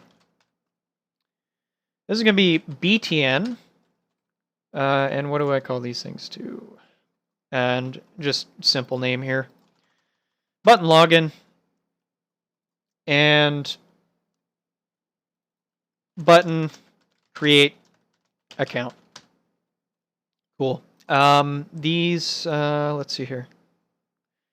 I'll just remove that margin. That's not useful. We're almost there. Once we see one example of what I'm doing, then this will be hopefully a better viewer, better learning experience. Yeah, so I only need that on the first one. Login header. All right, for the second edit text, we're going to say, where's the string? At string, okay. At string / prompt email. And I believe that just says, yeah.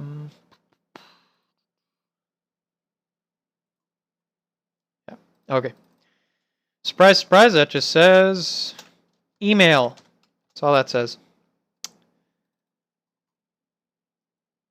We're gonna do, we're gonna do another one. Copy and paste this shit in.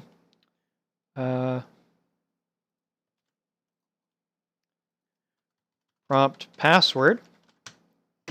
And prompt password is just gonna be password. And for our edit text, we're not going to use text. We're going to use hint, if I'm not mistaken. Yep. And yeah, where's that? So we're going to say Android hint, not Android text. And we're going to say string prompt email. And we're going to say hint email instead. Our hint email is going to be email@example.com. Again, let's change this to hint. And that's going to be string. And that's going to be hint password. And it actually doesn't matter what we put here because the text type is going to stop it from being viewed. But I'm just going to type 1, 2, 3, 4, 5, 6, which is my default sort of password. The reason why I use 1, 2, 3, 4, 5, 6 is because when you're making a Firebase account in Firebase Auth, it needs to be a minimum of 6 characters for a password. So that's just one thing to know. I'm going to take a quick look. Do you guys have any questions? We'll take a moment here. All right.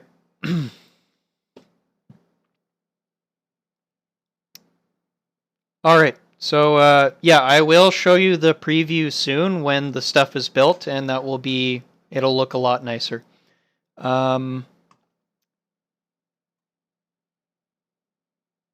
Oh, you mean like 50-50? I'll switch back and forth when we start doing the styles XMLs. For now, so when I'm building when I'm first building a layout, I don't spend a lot of time in the design window because I'm basically, my goal is to arrange these things. I guess I could split it or somehow, but I'm just unfortunately just going to do it this way for a moment. So I do apologize, but yeah, I will show you the design layout soon. Okay.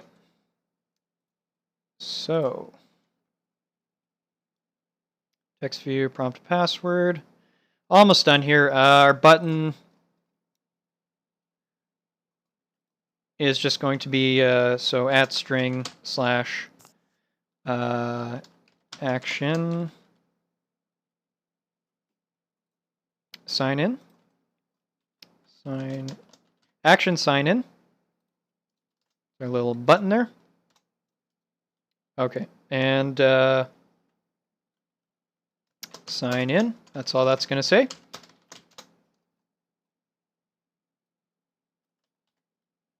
And this one's going to say action register. And obviously that's just going to say register. Okay, cool. So hopefully you've made those changes. You can also make them later when I do the commit. So that's sort of our basic structure. So we've got our buttons. As you can see, they're all squished together, and we'll fix that now. I wanted to get the basic stuff done before I even bothered to start doing all this stuff here. So we will... I'm just trying to think, is there a way I can... Select next tab. I'm not entirely sure if I can do half code, or half design, half text. So if anyone knows how to do that, let me know. That would be one thing that I've never done before. Anyways, so I know automatically, so this is the top view. So that's basically, I'll just double check. Yeah, that's fine where it is, just with margin top. Now we're going to start arranging things in the proper order. So in a relative layout, all we say is, for example, Android layout below. Oops, layout below. @+ID. And I want to lay it below the thing right on top of it, which happens to be login header. I'm just going to copy and paste this 50 times.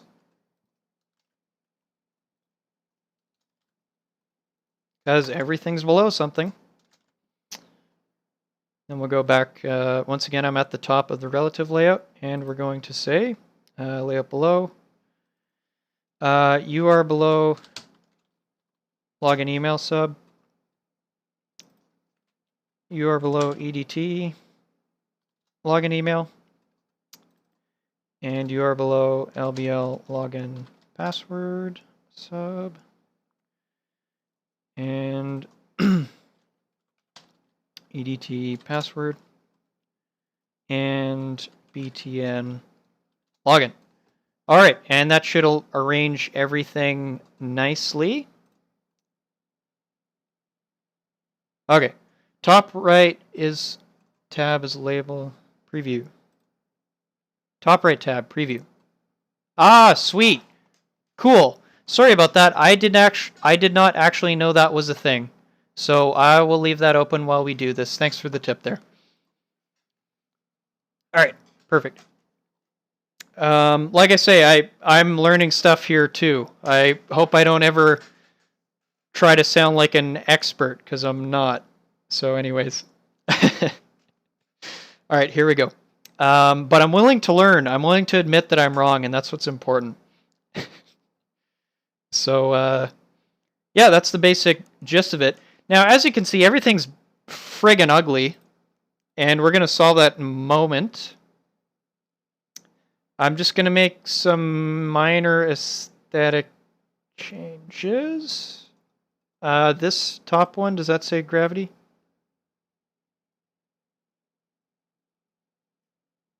For this top one, we're going to say Android gravity equals center. So that's a heading, so I want it to pop up there. So as you can see, we've got all the components we need for our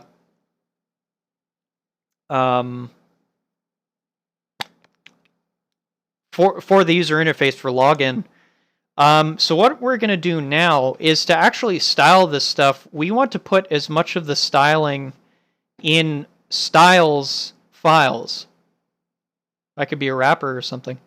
And the reason for that is if I make a style change to, let's say I give a style to several text views, the same style, which is what I will be doing. This will have the same style as this and all that stuff. Instead of changing the view itself every time, I just change it in one place, which is the styles file, and then that change gets propagated to all of my views. So that's a really important thing to note. If you're not doing that, I would strongly suggest doing that, because that's like the reason why you use styles. So anyways, we're going to go ahead and open that up. I'm going to say Control-Shift-N. Come on, brain. Okay, so styles, views. And we'll get started here. And I'm going to try and set this up so that it kind of looks okay, but we'll see. All right, it's a little scrunched in, but we'll figure out a way to make it work. Okay, so what are we doing here? Here we go.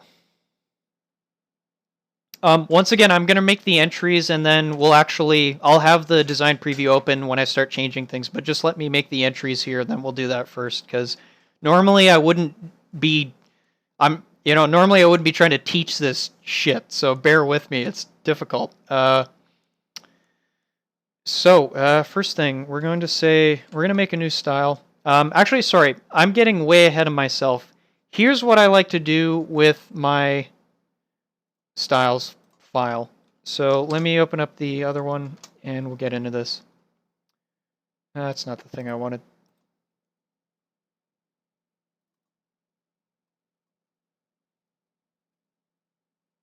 And that's not the one either. Ah! Styles, views. There we go. Okay, so I'm going to make a couple labels. And the way that you do that, or a couple comments rather, in XML is you go arrow, exclamation, dash, dash, and then you type what you want. I'm going to type a bunch of asterisks,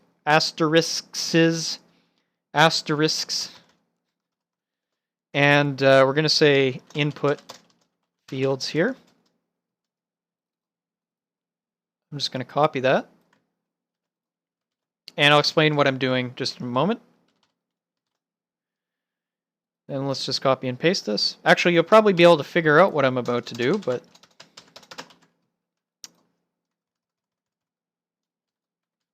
labels. What else? Containers.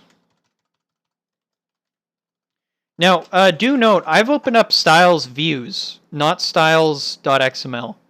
The way I like to do it, I do themes, any kind of application or activity theming or stuff like that. I do that in styles.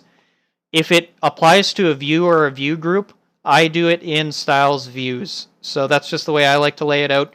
That's like I say, there's lots of ways to do that. That's just my thing. And we got one more here, buttons. And the reason why I'm taking the time to do this is later on when this styles file is full of stuff, then it's in my best interest to have it organized so that it's easier to navigate. All right, so input fields, I could probably just say edit texts, but we're just going to say input fields. Oh, I'm going to have to stop soon because I can tell my voice is getting really ragged, and I was afraid that this would happen, but we'll keep going for a while. Anyways, input fields. So this, of course, stands for edit text, and we're just going to create... So this is what I like to do. I'm going to make a base style. I'll just call it input field.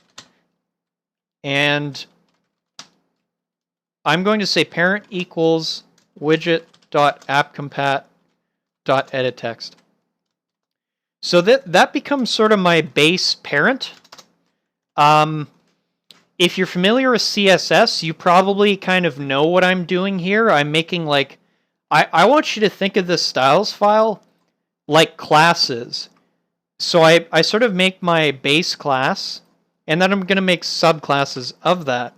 So for example, all of these things here are going to be called input field dot credential dot something. Actually, what I'll do, let's just say I'll make it, and then yeah. So this one's going to be input field dot credential.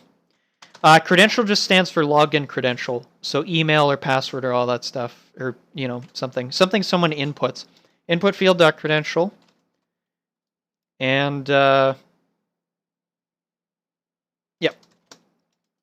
And you'll see this will make sense once I just finish this one here, and then we'll go through it quicker. But let me set it up first. So no, that doesn't have a parent. Sorry, I'm angry at my own code. Cool. So let's open up the preview on the side. Split vertically. I'll get rid of that. Bring that up. Actually, no. Let's work in here. Or no, we won't. Sorry, I'm confused. Okay.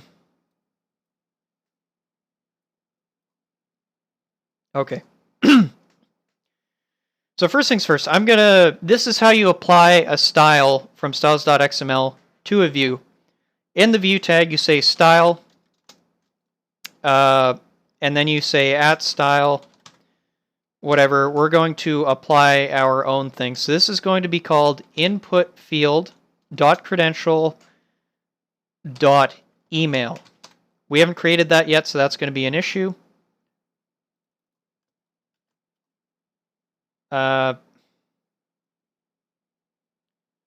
Come on.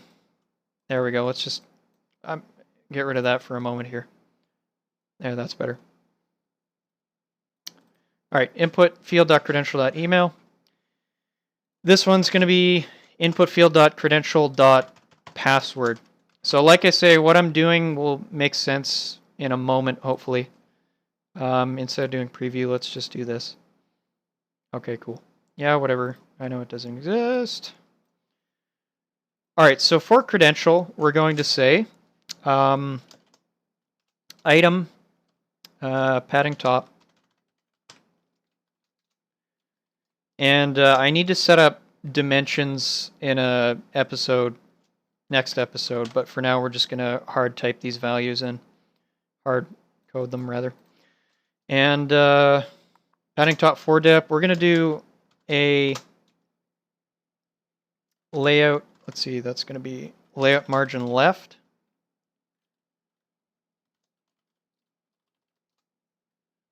And that's going to be, again, I'm going to, these values here should probably come from a dimensions file.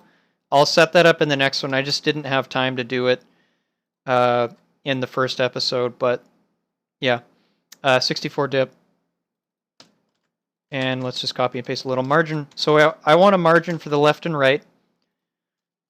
And I want, actually better yet, let's just copy that. Say padding bottom. Padding bottom 12 dip.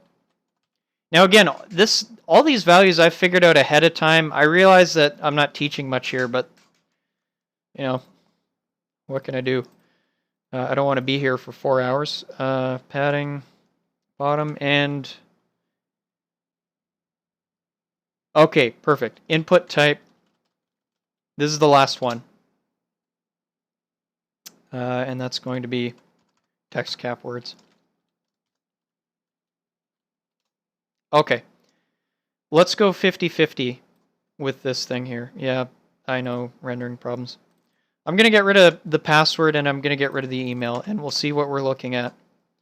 So as you can see, not a whole lot has changed. So we're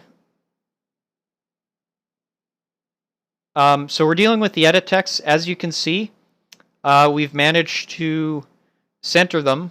We've managed to give it a margin. So that's a thing. We've given it a bit of padding so that it's not sort of crushed against the label and stuff like that. Is there anything else I forgot to add here? But that's basically it there. So what we'll do now is what I want to do is, let's see here. The only difference between this edit text here, You know what, this split thing is just not working for me. It's confusing me too much, so I'm actually just going to open up, let's go fragment login. And I'm going to switch between the two tabs because I'm losing my mind with that stuff.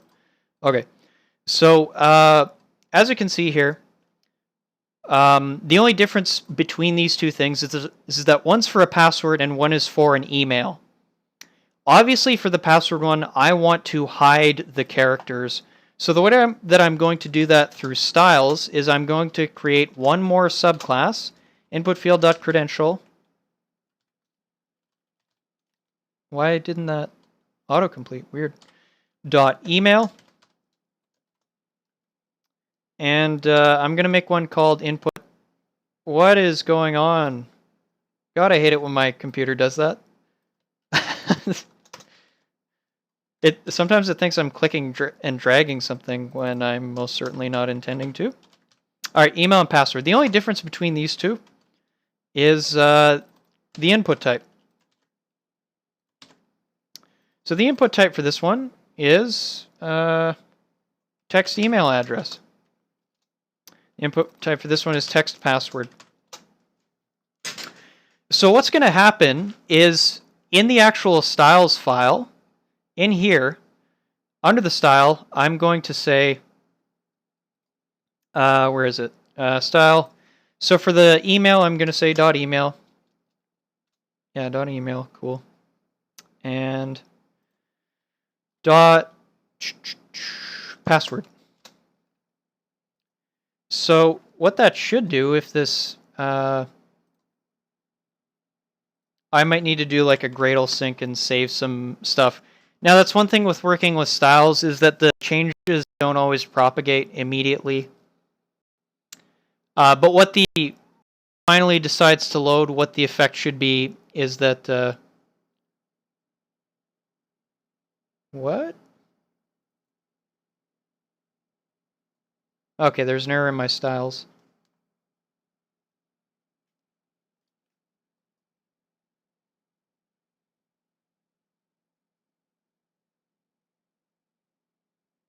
Oh, okay. Yeah, let's, I'm going to clean the project and rebuild it that way. This is kind of the issue. A, my computer is a little bit slow and stupid.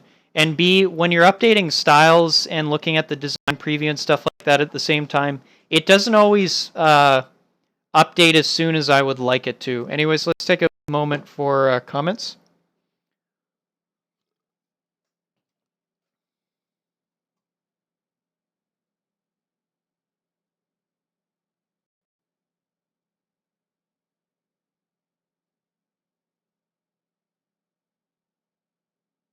Yeah.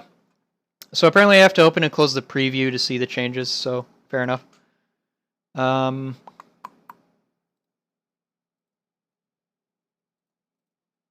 I'm not too sure. I don't know what's going on there. That's kind of frustrating. So that shouldn't be showing up unless I... Let's see what I did here. Just give me one moment.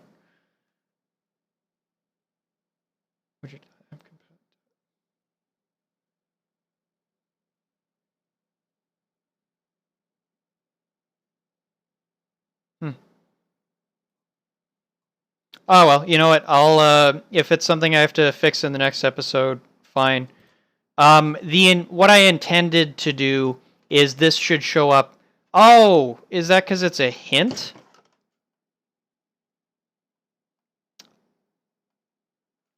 Here's what I'll do. Let me solve this problem. All right, so I'm going to type tools, text. I'm going to type some text. Blah, blah. Okay, sorry. It is showing up the way it should. I screwed up. I was looking at it and seeing the hint and thinking that was the text. That's the way I want it to show up. So nothing is wrong. I have just managed to confuse myself. One thing that does look funny is the gravity on these. So why does that look silly? That's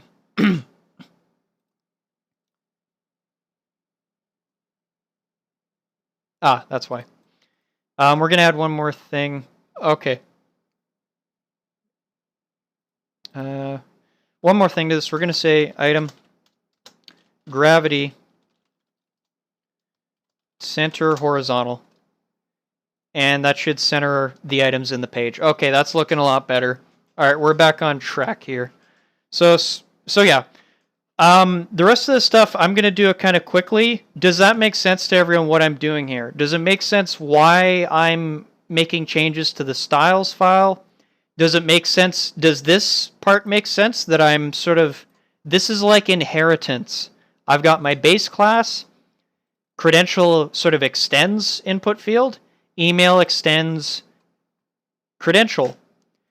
And through that, I can become more and more specific about each view, so that reduces the amount of code I have to write, the number of lines. And also, I can override things. So as you can see, input type here is defined by text cap words, because that's what I want to be as the default. And then for the email, I say, excuse me, text email address. For the password, I say text password. Hopefully that makes sense. And yeah.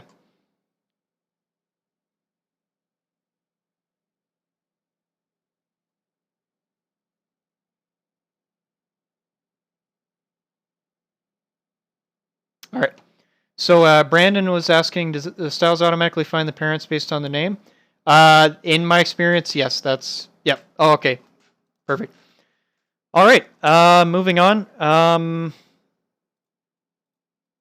Let me just figure out what to do next here. So I'm gonna make a checklist again, because that's what I like to do when I'm on a task. So let's just type this out. So login layout. And then we're going to do create account layout. And then we're going to do profile page layout. And I'm going to be honest, I don't think I'm going to get to doing all of these today because my voice is really starting to give her. But we can, of course, pick it up later. For login layout,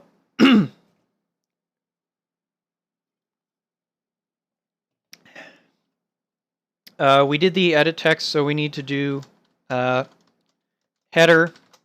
subheader, and buttons. For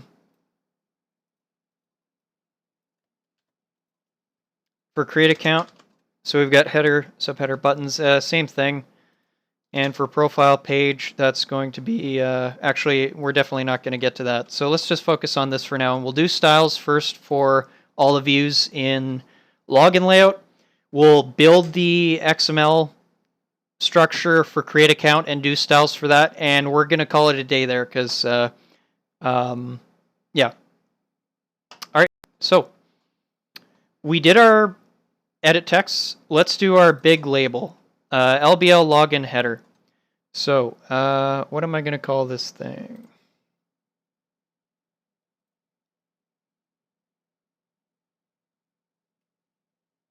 All right. So labels are a little bit different. Instead of saying, let's make our base class here, for lack of a better word. It's going to be called label. I'm not actually going to say parent anything. Text views are just so stripped down that you don't really need to bother doing that. At least it hasn't been something worth bothering in my experience. And so we're going to say label for the second one. Label dot. I'm going to call it credential header. You can really call it whatever you want. Oops, I won't do that. We'll say credential header. When I'm referring to a subclass, I'm gonna divide it with the period. If I'm referring to like a descriptive thing, I'll use camel case. Again, that's just my personal preference there. And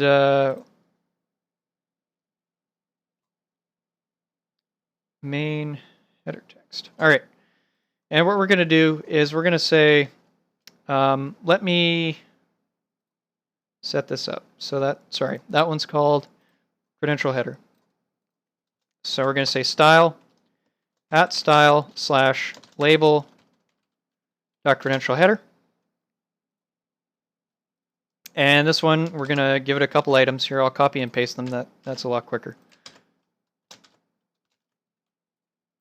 All right, and Android font family. We're going to specify the font family. We're going to give it a little bit of an alpha value. That'll just kind of change it a tiny amount. Why would that be null? God, I'm confusing myself with this crap.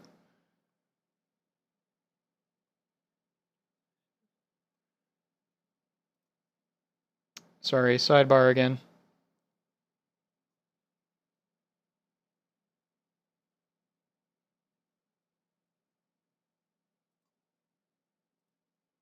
LBL login header.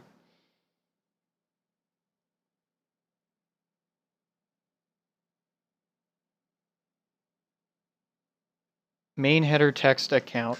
Sorry, I needed to find the appropriate style because my thing's a little bit mixed up. Okay. Main header text. Okay, so credential header. Good. Sorry, we're back on track now. Alpha, font family, and input type. So for the font family, for the base, we're going to say sans serif light. We'll see what that looks like. Actually, it'll probably show us now. Oh, I need to finish these off first. Alpha, we're going to say 0.86. What this means is that it's at the opacity is at 86%. Hopefully, I'm explaining that properly. So it's a little bit transparent. And text color, that doesn't make any sense. So I'm going to say color/white. For some reason, it says null in my project, but that really doesn't make any sense. Oh, this is input type. Oh, sorry, I screwed up here. That's text color, not input type. And this is why you should organize shit better. I should practice what I preach a little bit more. Color white. Okay. So, that is our sort of base there. Let's see what that looks like. Looks okay. Font is pretty far off. But we will make it work. And let's go ahead and we'll make our subclass here. I'm just going to copy and paste this whole thing. That's a little quicker. Label dot dot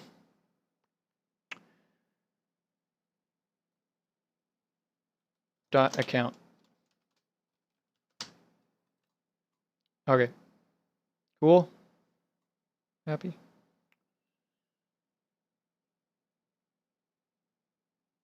Margin bottom.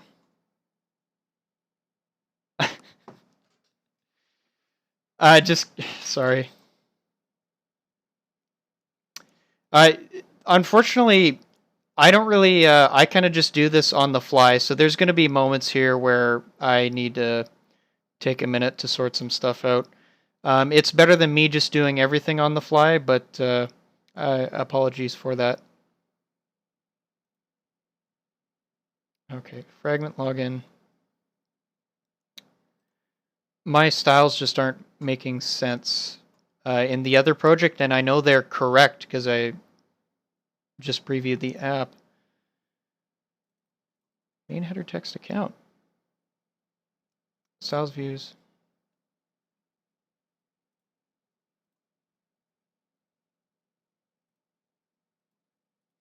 Okay, we're almost there. Styles views. Okay, we're just going to have to roll with it. I'm confused, but maybe it'll sort out. So for our subclass here, this is actually for login.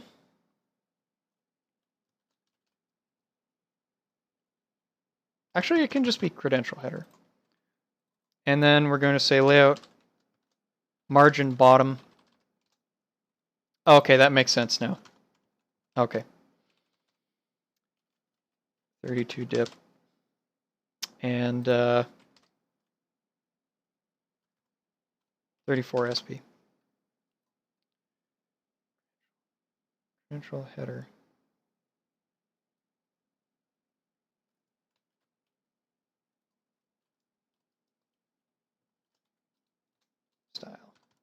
No, you dumb thing. Just close the tag. Okay, that makes more sense. Label and then label.credential header. This thing should be labeled credential header. Let's have a look at the preview. Okay.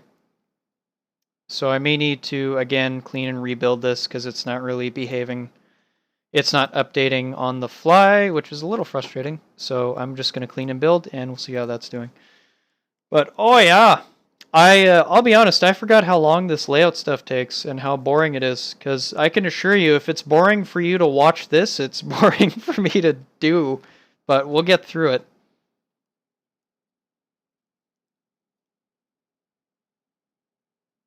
So apparently I specified... Yeah, that's not supposed to be alpha. That's supposed to be text size. Okay, there we go. That looks a lot better. Cool. It is previewing. As you can see here, that's more along the lines of what I was looking for. You can go away thing there. Perfect. That's looking better. All right, we're almost done. Let's just do the buttons and these little labels. So for the buttons, I'll do that next.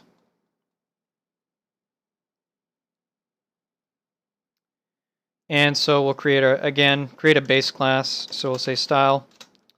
Name is button dot flat. Did I hit enter or anything? Why are you auto completing, you dumb fucking sorry. Button dot flat.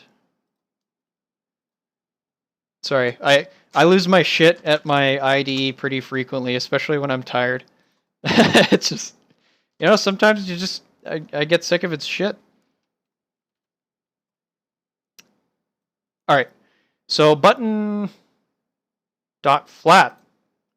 And I think that's probably the only type of button I have in this application so far, other than a floating action button. So we're going to say widget.appcompat.button.borderless. Is that the only thing? Yeah.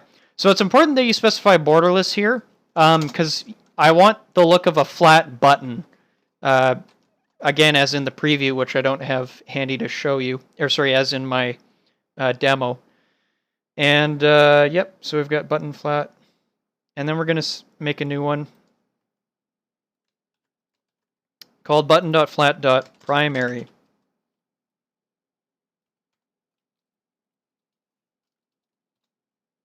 Okay.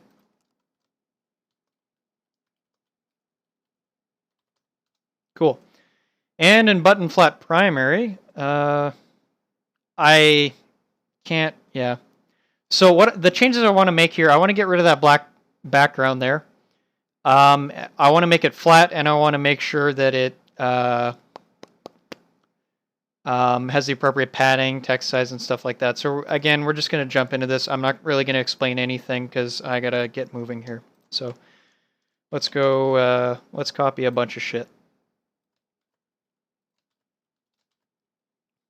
So first and foremost, background is something that I need to make. At drawable, come on. At drawable / button flat. We're going to create that. So you're going to type that in. I'm going to hit Alt Enter. And we're going to create that file in drawable. So what this does, great, ID internal error. I like to see that. So we're going to create a quick custom background. Where is it? Come on.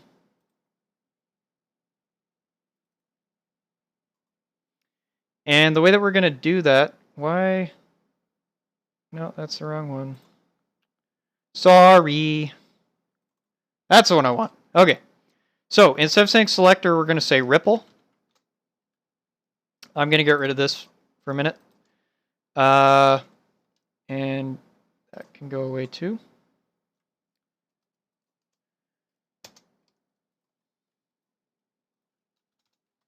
Okay, so ripple. It's got the Android namespace. We're going to say give it the Android. We're going to say Android color equals at color / color accent. What this does, what this ripple tag does, is when someone touches the button, it's going to ripple of the color accent. Inside of that, we're going to put an item. This is just going to be color, item color, blah, blah, blah, at color / color primary. That's going to change that's going to set the background of the button. So is everyone cool with that? This ripple gives it the ripple effect. You can only use this on API 21 or higher. Otherwise, you have to do like a flash thing, a state list. And this specifies the background of the widget. So hopefully that's clear. We've made that. That's done. Let's go to, again, styles views. So background's done. We're going to specify text color, which is different. Text color is going to be at color / color white. We're going to specify layout margin top.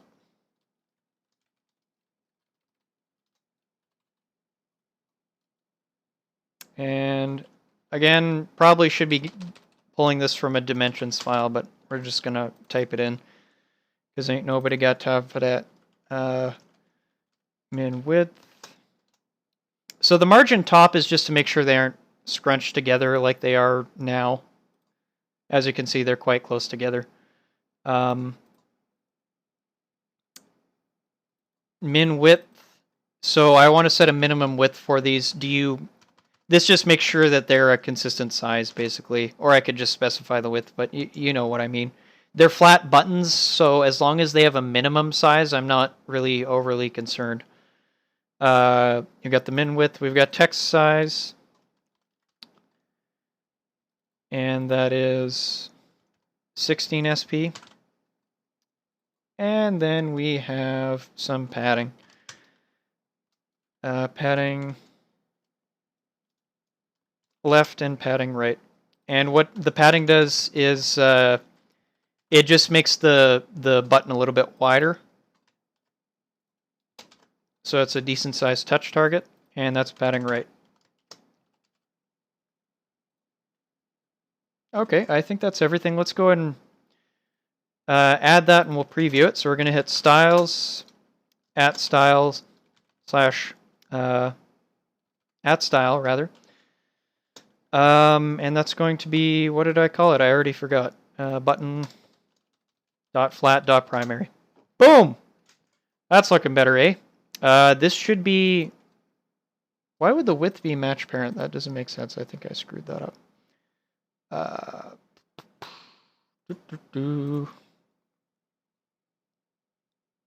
Okay, yeah, I screwed.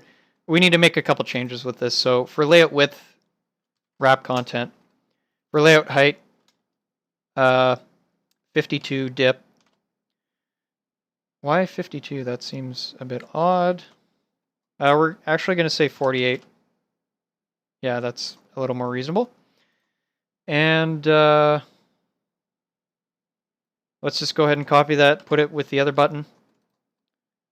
Do that. Copy this over as well. Give it a style tag. And that's looking a lot better. Now, you guys are not... there we go. And two more things we need to add. And once I'm done, I want to mention something. You're going to notice that there are some things that I put in styles, and there are some things that I don't put in styles, and there is a reason for that.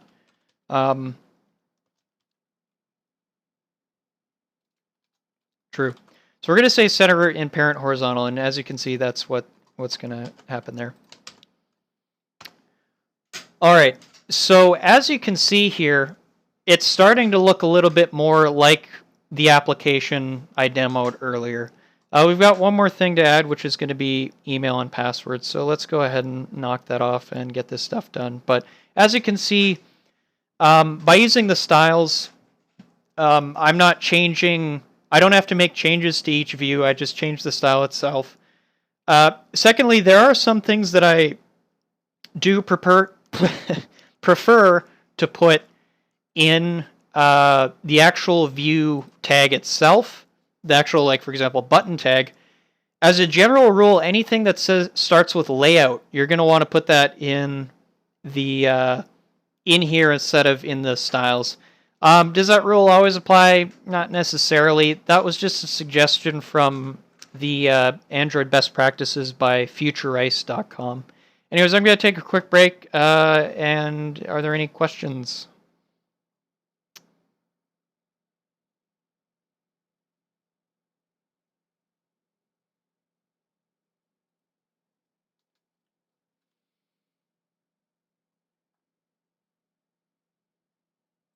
Yeah, Ripple only works on API 21 or forward. I can... I do have a drawable that works for earlier versions, so I will copy and paste it, but just for you people who are curious how to handle the background, this is just a little extra thing I wasn't actually planning on doing, but might as well. Right-click on drawable again, go to New Drawable Resource File, and type button flat. Yeah, button flat. This is going to be a little bit annoying to set up properly, but... And then go to version 21. All right, so we've got a button flat 21 and another button flat. I'm going to open up both of them. I'm going to copy what I had in this one over to the API, the version 21. And the reason I had to do that is this one now will apply to version 21 and higher, whereas this one that I created originally, I'll make that the old one, the one for lower APIs. Again, we're not going to be handling API below 21, so this won't really change what we're doing here, but this is just like a little extra thing. I am going to copy and paste this, though. This will go on the GitHub. I'm not going to explain the whole friggin' thing, but you'll be able to find it on the GitHub repository. So when... on lower API levels, you can't use Ripple. You've got to use this selector thing here. And you basically, if the state of the button is pressed, I change the color. If the state isn't pressed, it's normally just transparent, or the background, which happens to be blue. There's different ways you can do that, and you can handle more scenarios for state, like hover state, which I don't handle, but you know, use your own discretion there. So that's how you do that. Okay, let's move on. Rolling. We're almost done here, so let's go to the last thing. So last thing we need to do are these little sub-labels. So I'm going to find my labels area.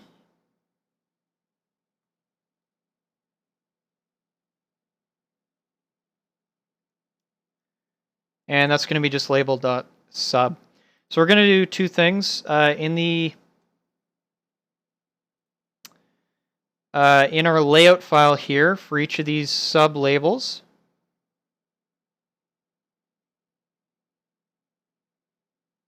wait, what? Okay, one moment again.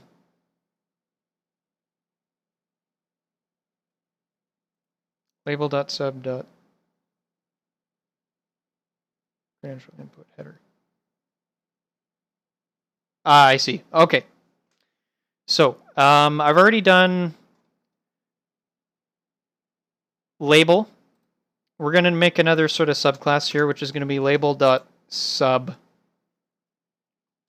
So I'm going to say /style. Oops. Hate it when it... Why is it auto-completing for resources? That's, like, really not cool.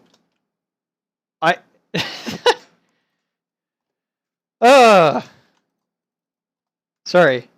Like, it's hard enough to do this stuff without my IDE making decisions for me like that. Okay. We're going to call this label.sub. Cool. Text size is going to be 14 SP. It's like a subheading. Right now what we're working on is this little thing here. We're going to specify text size 14. And does that need to be a subclass? No. We're going to say text color has already been specified as white. That's fine. And we're going to say a couple of things here. Item font family. We're going to override that to sans serif, which is just like the de facto Roboto look. The de facto Roboto font, rather. Then we're going to say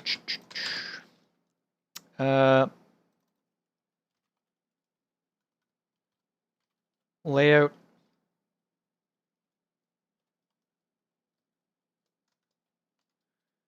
margin top. Now I know I'm breaking my layout rule, my rule for not putting layout things. Layout margin and padding are things that I kind of use my discretion about whether I put them in the thing or not. That might be kind of bad practice because that is an inconsistency on my part, but feel free to give me shit about it. Right. And again, this will set up dimensions in the next thing. This is going to be 64 and 64. All right. And that's label.sub. Let's copy and paste this. Bam. Bam. There, hopefully I get sued by Emerald Live for stealing his catchphrase. Label.sub. Label.sub. Sub. There we go. And that is what we're looking at now. There's some issues I can see for sure. There's some weird things going on with margins. And I will... So margin bottom... Did I say margin bottom somewhere? I said margin bottom. Yeah, that's totally wrong. That's what the issue is. Okay. Now we're looking okay. So that is the basic layout. It'll look better with colors and stuff, but that's kind of what our first login screen looks like. So, you know what? Here's what I'm going to do. We are well past the 2-hour mark, which is about as long as I would like these things to go.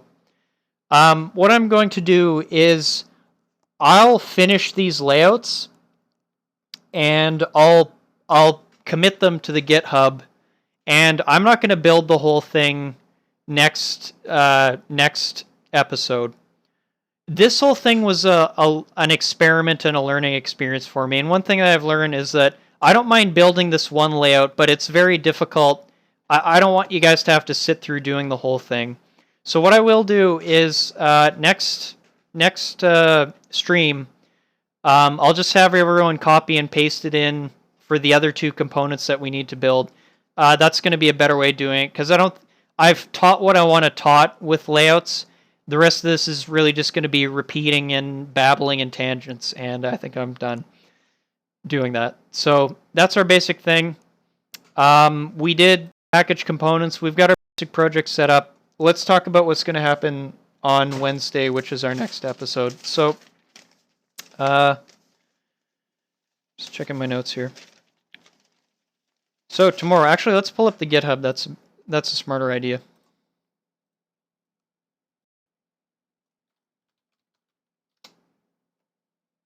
All right. So for day one, just tips and tricks about color, styles, layouts, that kind of stuff. I hope I imparted some of that wisdom. We built our classes necessary for our MVP components, so we did do that. And we didn't get to finish these UI components. We only did the first one, login. And I've decided that there's like no point in building the rest of them on camera because, like I say, I think I've taught what I wanted to taught. I went over styles. I went over nomenclature, all that kind of stuff. So I think that's good. Let's talk about next episode, and then we'll do some Q&A if you guys would like. But for next episode, that's when we're getting into Model View Presenter. So if you are completely new to Model View Presenter, or if you know a little bit about it, but you're not really sure on the finer details of it, like, for example, here's a couple key questions that I'll be answering.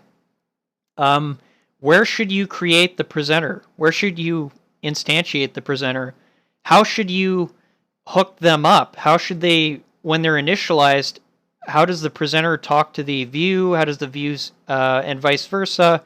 How do you initialize our MVP components. That's a really important thing, because if you do that wrong and you don't respect the Android lifecycle, you can run into serious issues. So that's a big part of what I'll be talking about next time. For day 2, we're going to do model view presenter architecture. Like I say, I'll explain all that stuff. We're going to set up our project to have mock and production build variants. You're going to want to learn how to do that too. If you look up the guides for it on the Android developers website, they do explain what these things are, but I really respect them, but they don't explain why to do it or what the end result of doing something like that is. So I'm going to explain not just how to set up build variants and build flavors and all that crap, but how it can help you, or at least one example of how it can help you, which will be in testing for the most part. And we'll finish day 2 off maybe by writing the view, which is going to be the fragment, and the activity. I don't think that'll be super difficult. So yeah, that's basically it. Anyways, the last thing I'll talk about, and this is a little bit, there's only 11 or 12 people watching right now, so this is a little more for the people watching this thing after. But I just want to make a mention. Obviously, as you can tell, I'm not charging anything for these lessons or for this stream. And that's because a lot of the code and all this information that I've learned has come from free online sources. So I don't think someone should have to, if I didn't pay for it, I shouldn't have to expect you to pay for it. That being said, this project and the stream and all the stuff that comes with it has taken me over 200 hours of preparation. I'm not exaggerating that. I started building the app January 4th or something. Took me about 5 weeks to build the app, and then there's all the preparation, all this stuff. So what I'm trying to say is, if you have some spare income, or if you would like to support the channel or anything like that, please do consider supporting me on Patreon. I've got the link down there, and I should also have the link in the YouTube description there. That would really help me out. I do have some, I'm going to be working on setting up some better rewards for patrons, but I do have a couple basic rewards there. If you want my opinion on something or want me to research something for you, I will do that. So go check that out. And lastly, I realize some of you as well, a lot of people watching this don't necessarily have the money to support me financially. That is totally okay as well. I was almost homeless last year, so I understand what that feels like. But if you'd still like to help me out, then you can help me out by sharing my shit on social media and liking the videos and turning off ad block. I probably forgot to play ads, so that's something I'll need to work on. But just that kind of stuff there. So that's basically it. Yeah, if there's any questions, hit me up. And someone says I can donate memes. Awesome. It's worth something. So anyways, yeah, that's it. I'll stick around for a couple minutes for questions, but yeah, we're done the coding part for now. I'm fucking exhausted. So what do you guys think? Was that criticisms, constructive, hopefully? Were there things that I did that you liked? Were there some things that you felt that I didn't explain very clearly? Keeping in mind that there's a lot of stuff that I'm going to explain on a per episode basis. So if I didn't explain model view presenter very clearly, it's because I'm going to be doing that on Wednesday.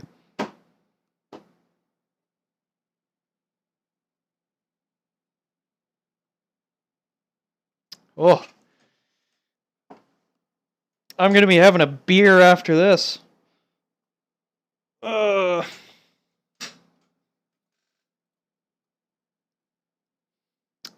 Oh, that wasn't as smooth as I would have liked it, but that wasn't bad either.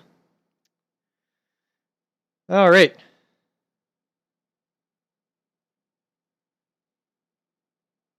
Well, thanks.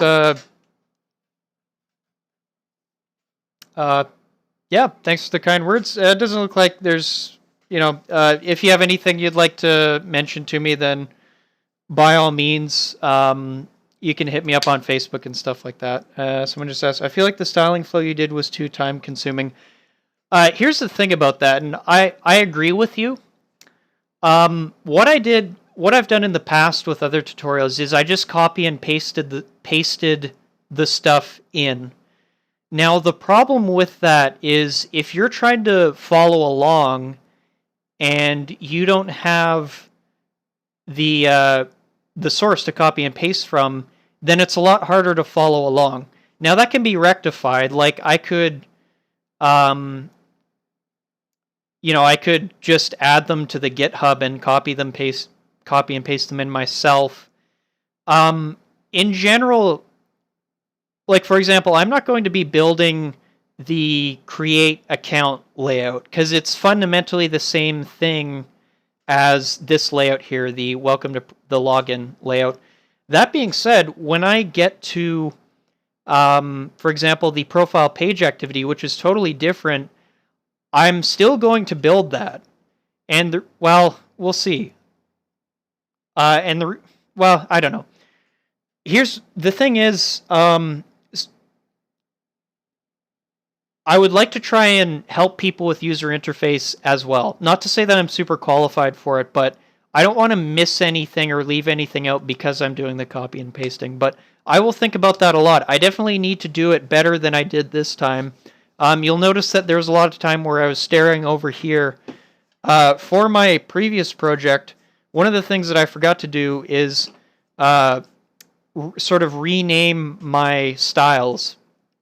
And because normally I don't set it up for other people to read. Like all these names here, like inputfield.credential and stuff like that, all these reasonable names, I don't normally put that much effort into that stuff when I'm writing my own code, if I know that I'm pretty much the only one that's going to see it. I don't give them stupid names, but I don't spend a lot of time thinking about them. So where I screwed up was I had my old notes names that I understood, and most of the time I understood. Some of them confused me, and then I was trying to switch back and then give it a better name over here. That was a mistake on my part. That should have been sorted out before. So yeah, lesson learned there. Let's see. Anything else? Where should I use activity and where should where should you use an activity and where should you use a fragment? So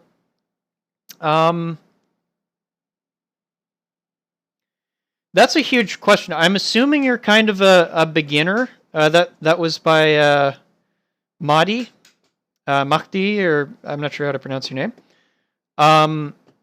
That's a tough question to answer. In order to answer that question, I'd need to explain to you the way that I use a fragment and the way that I use an activity, and I might use words that aren't appropriate to a beginner, but I will try. So, and here's the thing. You're asking me where should I use this and where should I use this? The problem is there's so many different ways to do things. You don't have to use fragments, and this is where people get really confused. You don't have to use them. You can build your whole user interface using compound views and stuff like that inside of activities. So the answer that I'm going to give you is of personal preference and the way that I use activities and fragments. The way, and here's a tip. Go check out my repo and look at the sources and check out some of those sources because that'll explain this stuff a lot better than I can. But simply put, for me, an activity is I want to put almost next to no code in an activity. Like, let me bend your brain a little bit. This is a cool preview. Don't actually make this change, but, well, you can if you want. I'm not going to stop you. This is going to be kind of neat, though. Let me open up the activity in my other thing. This is all the code that my standard activity in my app has. That's it. That's it. There's no extra methods. That's all it does. All the activity does in my app profiler is it gets the fragment and it instantiates the fragment. All it does. By doing this, This basically decouples the fragment. Again, if you don't know what coupling is, that's not going to help, but this separates the two. So you can almost think like my MVP cluster, model view presenter, it's over here, fragment, presenter class, service layer. Activity is over here. It's got almost nothing to do with that stuff. This activity can get destroyed, or you can tilt the phone, and my actual model view presenter cluster is going to keep going. So that way, for example, if I'm uploading something to the database using RxJava, if someone tilts the phone, that activity is going to get destroyed, but the actual fragment itself won't die. So that's a key usage of fragments. I'm going off on a tangent, and I'm not really answering your question. I'll try and get back there, but this is something I'm excited about. The fragment stays, the presenter stays because it exists within the fragment, and the service and all that stuff. The service call, the asynchronous method, exists in the scope of that MVP cluster. So I don't care about orientation changes. Simply because I call in the fragment itself set retain instance. I'll get into that stuff later. But so to get back to your question, was it Mahdi? To get back to your question, you're going to look at a lot of different projects, and you're going to see activities that are full of code, or you're going to see fragments that have no code, and stuff like that.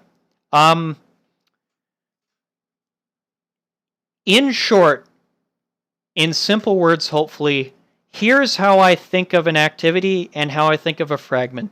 An activity is the starting point. It starts things just because that's what the activity does. All of my UI logic, my view logic, I'm going to put that in a fragment. I don't want the activity to have anything to do with that, which decouples them. So you'll see a lot of activities where they'll handle like view clicks and stuff like that in the activity. I want to be handling all that shit, anything user interface related, in a fragment. That's one way of doing fragments. The key, there's a couple key differences. For starters, fragments, if you call this method called, you would call this in the fragment itself, but in the onCreate method, and you have to make sure it's in onCreate, if you call in the fragment set retain, I guess it would be this dot set retain instance state, it's going to give me an error because this isn't this is a fragment method, not an activity one. True. Then what that does is on events where the activity might be destroyed and recreated, the fragment instance itself doesn't die. It survives that. Now, when I say that, I mean very specifically that the fragment, this is getting into technical shit, so I'm not sure if I might lose you here, but just a really quick thing because I feel like talking about this. I'm going to Google Android full lifecycle diagram. This is kind of a useful sidebar for more beginners.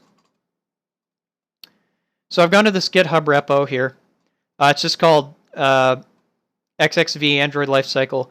This is a full diagram of the lifecycle of activities and fragments. What I want to draw your attention to is this little bit here. Hopefully you can see that. I'll see if I can zoom in. Retain instance.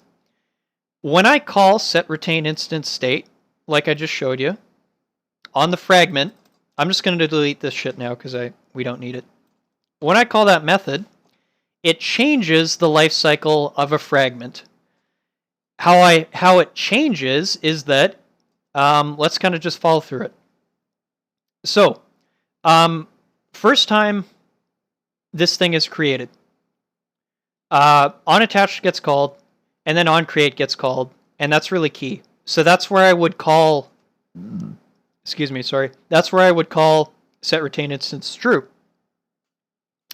Once that's called the first time, once onCreate is called the first time, this thing is going to go through its life cycle, except when it gets to, where is it? When it gets to, here we are. When it gets to on destroy view, and this could be triggered, on destroy view could be triggered by orientation change.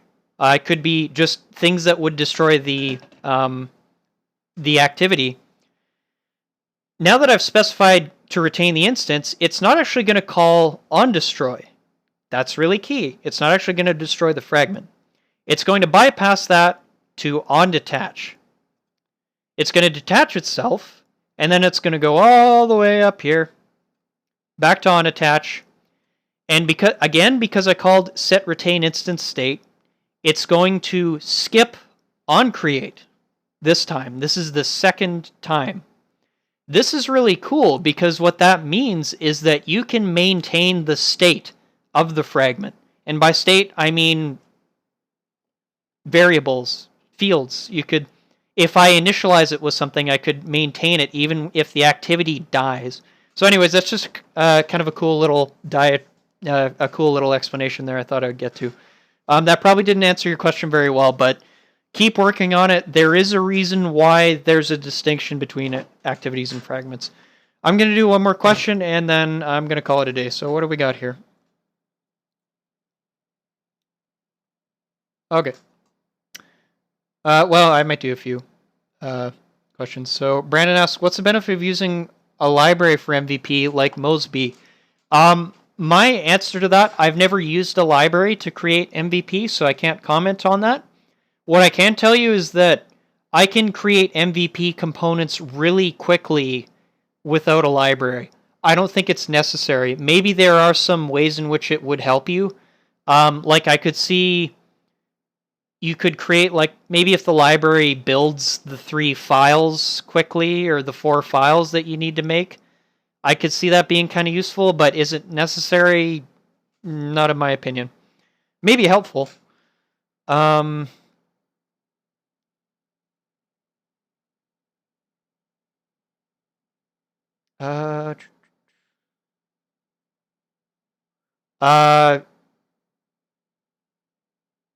Alexandre asks about coordinator layouts. I can't say I've had that problem, unfortunately.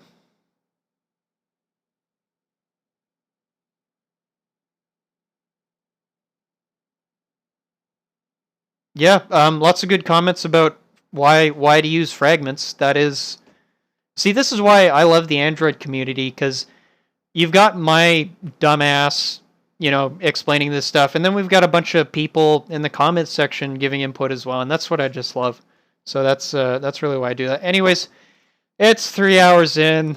I'm fucking tired. Pardon my language. I swear sometimes. I'm a working class dude. Thank you for all the people who sat through this adventure with me. I'm always trying to improve my stuff, so I'm hoping that the next couple episodes will be a little bit cleaner just once I get used to what I'm doing. But this has been a big experiment for me. So without further ado, I'm going to call it a night there. And I see we almost answered Mahdi's question there. It's a tough question, but there are some really good answers, but the answer will change depending on your app's architecture. Yeah, that's everything. Peace out, and thanks for the awesome support.